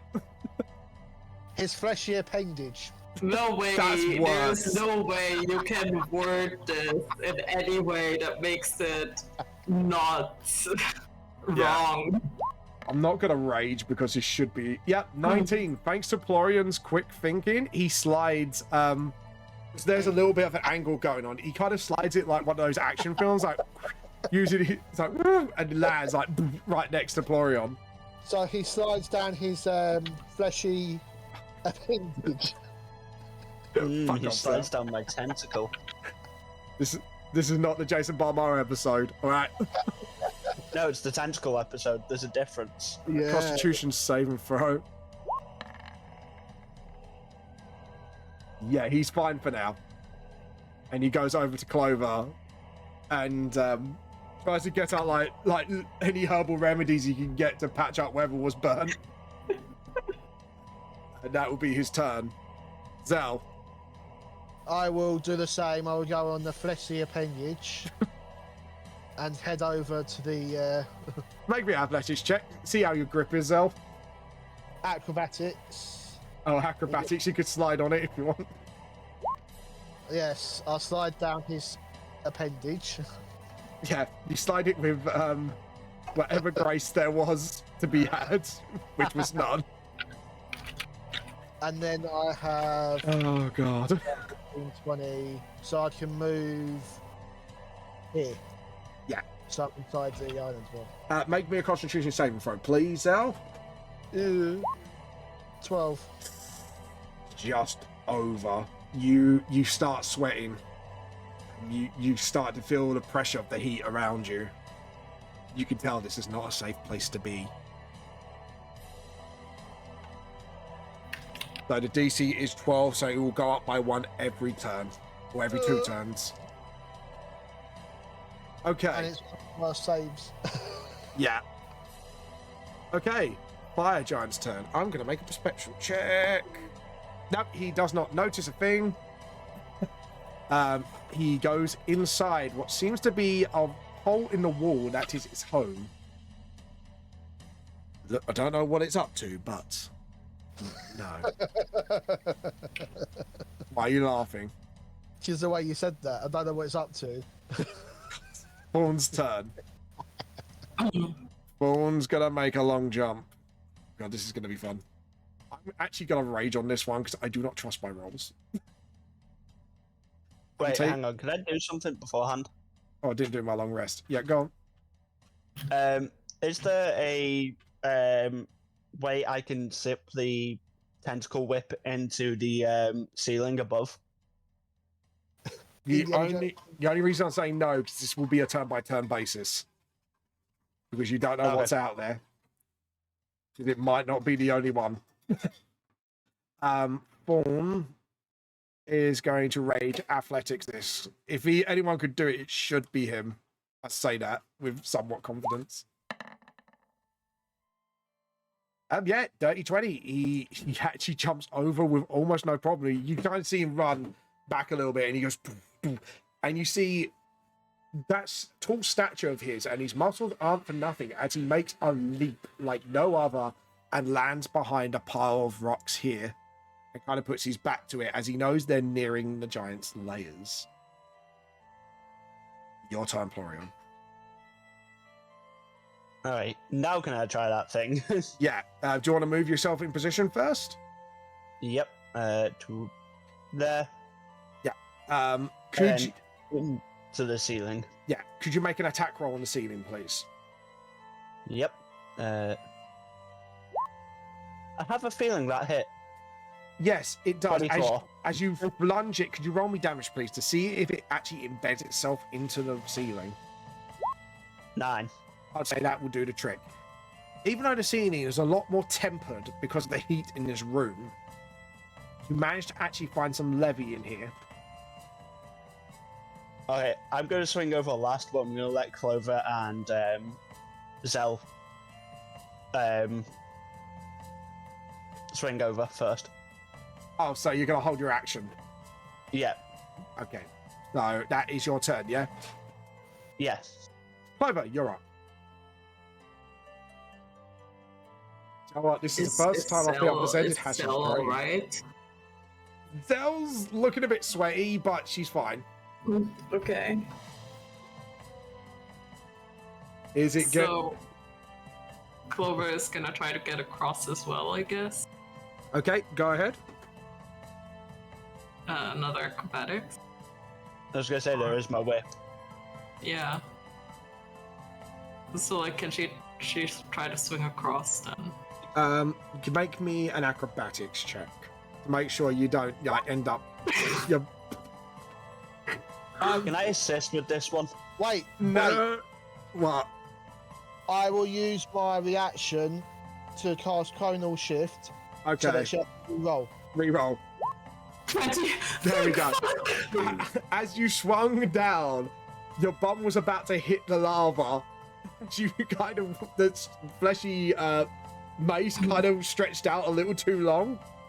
And luckily, Miss Zell over here managed to time wizard it, and you managed to actually get across safely. It was a bit of a weird experience for you, Clover. It was like you thought you hit the lava, but you felt like you rewinded a little bit, and it was like, oh. Yeah, she's very confused. Yeah. He goes, oh my god, I thought you were about to have a very hot bum, as they say. I'm fine. You are. Do you want to swing it back, Clover? Yes. Make me a straight up dex check. Florian, you're going to make me a straight up dex saving throw to catch it. Okay. 8. I think I managed to just about grab it then. Yeah, 13. you just, because of Clover's poor aim, you kind of swung a little bit too far to I left. don't know what's up with my rolls today. Jesus. Florian managed to jump up, monk style, grab it and pull it back. Actually, I'm just going to roll something quickly. Okay, it's sturdy for That's now. not worrying. Yeah, no, it's just more of, because it's buried, you don't know how long it's going to last there because its weight's swinging around. Zell, you're up. Yes. I shall. Oh, Clover and Thorn need to make Constitution saving throws. I apologise because was it 2 turns I said? That's 2 turns. You're fine. I shall do the same. I shall swing over to there using the acrobatics. Acrobatics, please. Yeah, he's fine. 23. Yeah, you swing over with no problem, and you manage to flip over Thorn like very gracefully. Very graceful. You could say your backflips were a bit magical. You like that one. Right, Florian, would you like to throw it back as a bonus action to Florian? Because I believe... Yes, you, action. yeah. And then next turn, Florian will swing across. Yeah, dex saving. Can I just swing over when it comes back? 18. You catch it. Because this is a turn sequence. You did held your action. So I'll allow it. To then swing over after. Yeah. I'll allow it because it's more of an action than a movement. So make me acrobatics check, please. Yep. And Constitution saving throws, Al. Oh. 14. Yeah, you're fine. Just about. You're starting to get hot and bothered as well. And 9 Constitution. Hot and bothered, eh? Did that not? I mean, with Fawn here, damn. Can you not hit on my dad? Oh my. Right, as for you two, I will apologise. You will be taking a little bit of fire damage, and please take 1 point of exhaustion. I do work exhaustion a little bit differently in this game. Instead of 6 levels, you have 10 levels, but it'd be -1 to all d20 rolls until you have a long rest to get rid of a level. So please mark down you got -1 on your rolls at the moment until you take a long rest. Every time you take a new point, that minus will go higher till you hit 10, then you die. Because I think that is a better way of doing exhaustion than what D&D did, honestly. Does that sound fine to you? Yeah. Exhaustion level 1. -1 to all d20 rolls. Did I say how much fire damage did you take? Nope. I'll roll the d1d4 for now. 1 point of fire damage. Ow, ow, ow. Hot, hot, hot. And he kind of leans to Clover. He goes, I think it's a little too hot to handle for the pair of them. I like Florian, they roll their eyes on that one like, oh god, God. Right, it is their turn.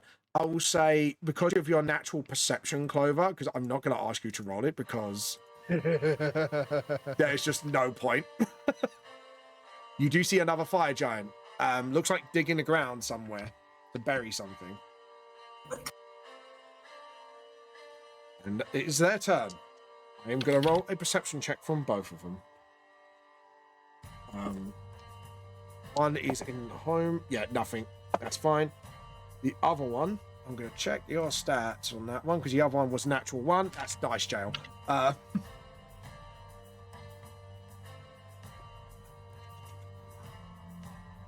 Perception. Doesn't notice you, luckily. Carries on with its activities. Fawn's turn. Fawn looks around and looks at Clover. Which direction should we be going? Because you've got multiple paths to take at this point.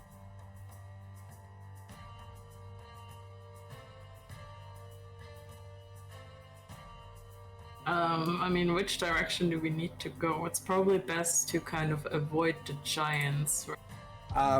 It's hello, thank you for the follow, fairly odd B. I love that name. Yeah. That's one of my friends. Hi, Faye. Hi, Faye. So either here or here would be the safest choice, or you can get up here, but that is a known fire giant layer. Okay, I mean, I'd suggest just kind of try and go through here then. So you want to make this jump or this jump? I mean, this and then over here, maybe, right? Okay. Could you make me a athletics or acrobatics? Oh no, it's Fawn. Is it? It's not my turn. It's Fawn's turn. I apologize. It's because I thought the arrows were coming from you. That confused me. So if I've got 40 foot of movement, I can move there, but nowhere else after that. Because even that would be a bit of a scrape. Right, I'm performing an athletics check. Okay, or Fawn is more performing it. Come on, Fawn, let's go. No, not acrobatics, athletics. Shit, wrong button. Because he is strong, and he's still, he's not raging anymore because he didn't get hit. 18, no, he does just about make it because that is a bit of a wider gap. Thinking, yeah, I think I'll do it again. This one should be a lot easier because it's very close. You can still muck it up though, so I'm going to stick with athletics just in case.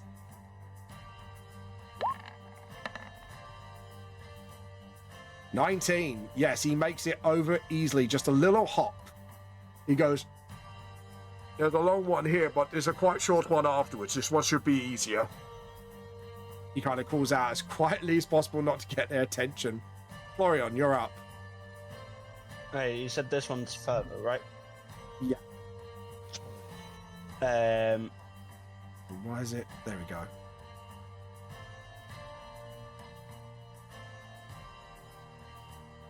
Do I want to test the integrity again? It's more of you now got the whip out of the wall, I would say, naturally, I would imagine. Yeah, but I was going to test the next one above. Make me a quick investigation check just to look up.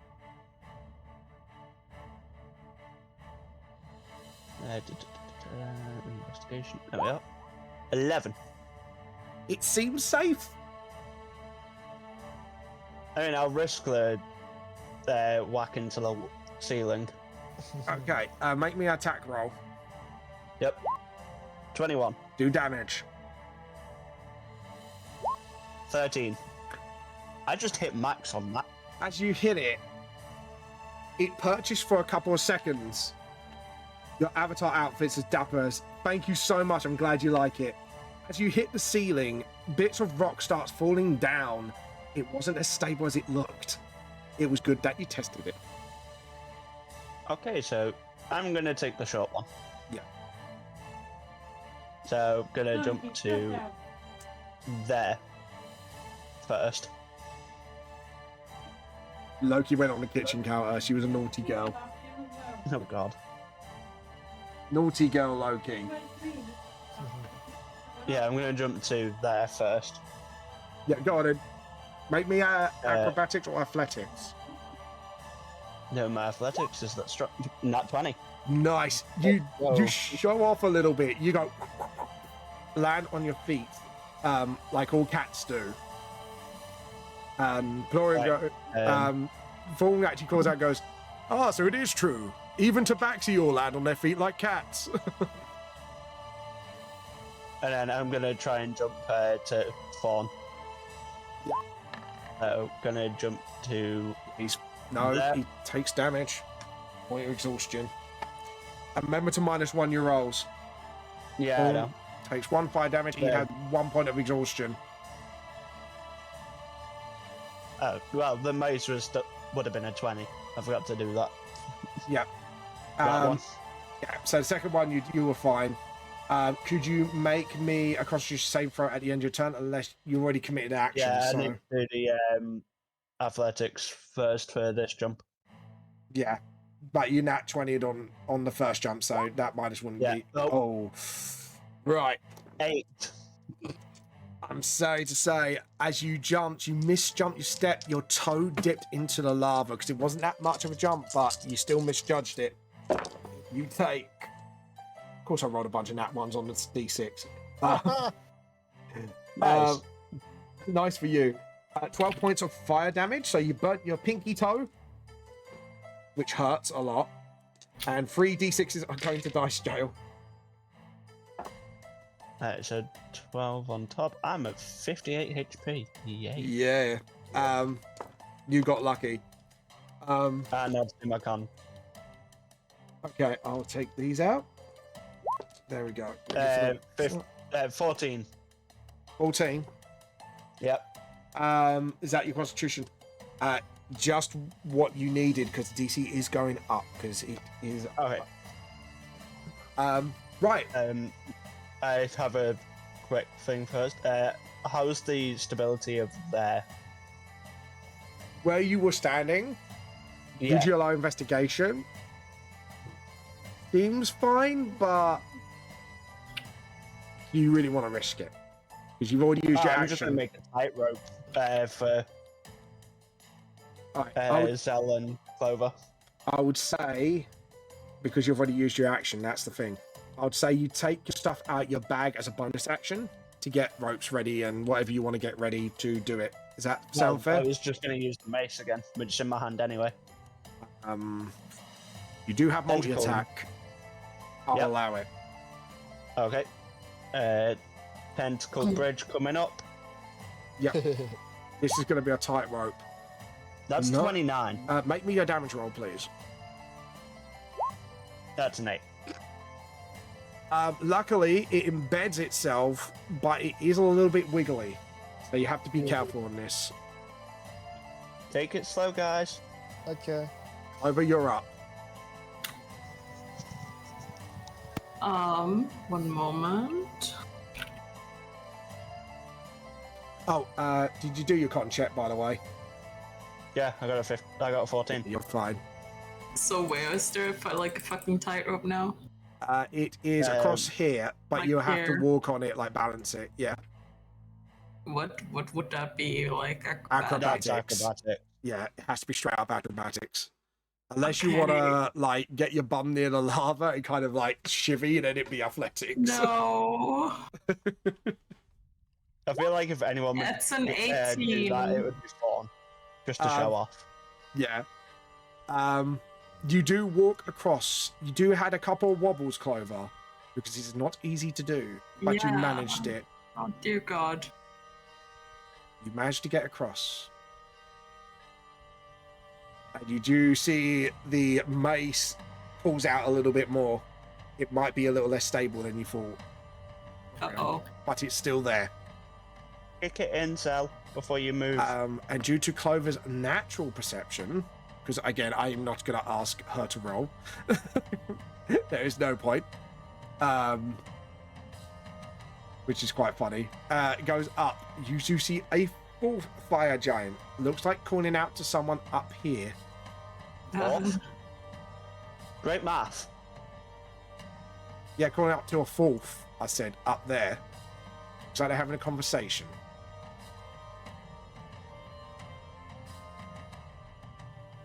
Anyways, Zell, it is your turn.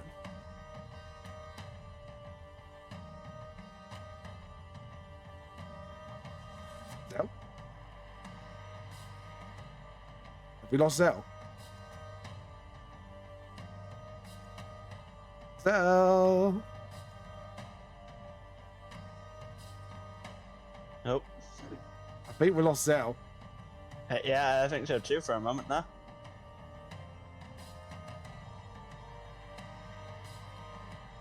Shall I tag Zell in the private chat, see if I can get Zell's attention?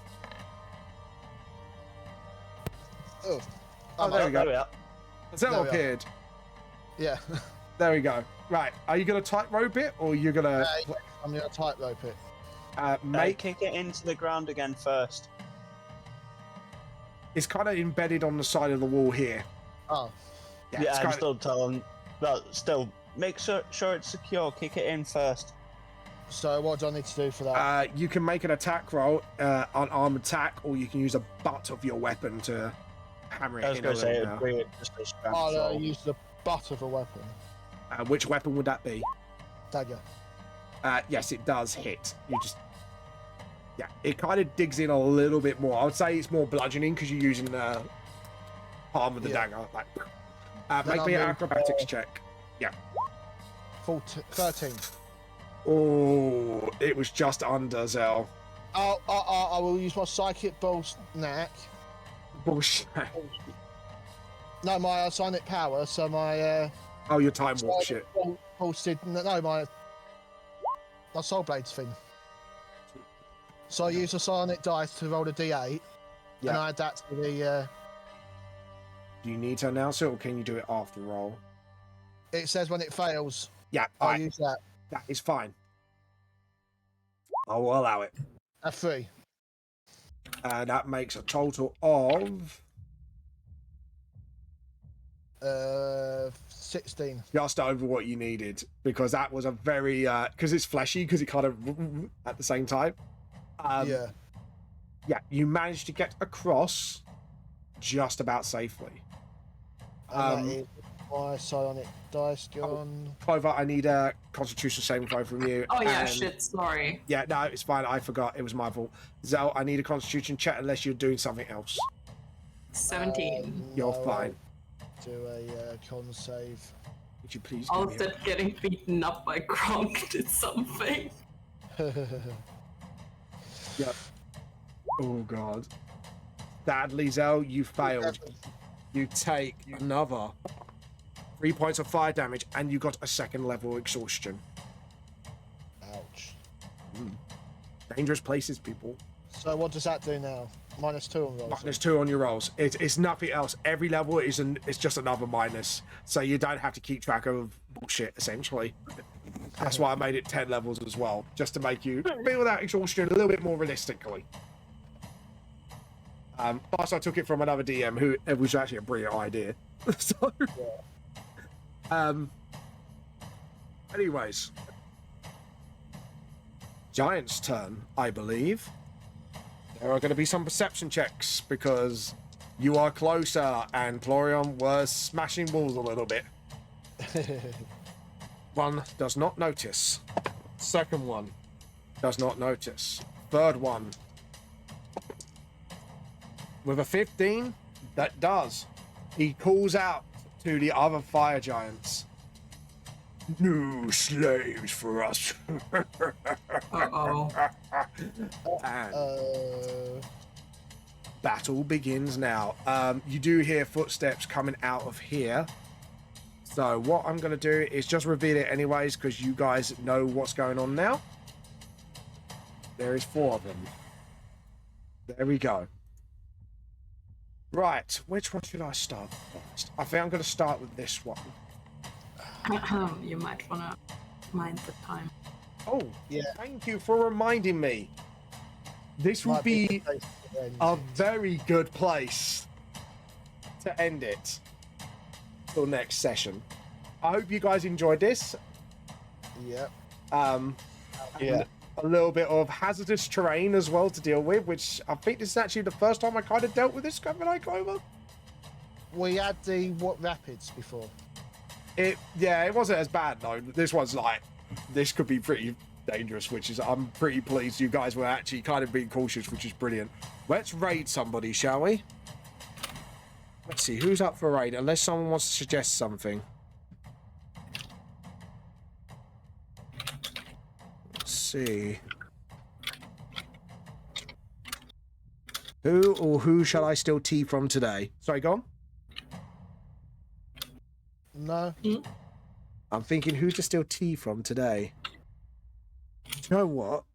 Who's doing today?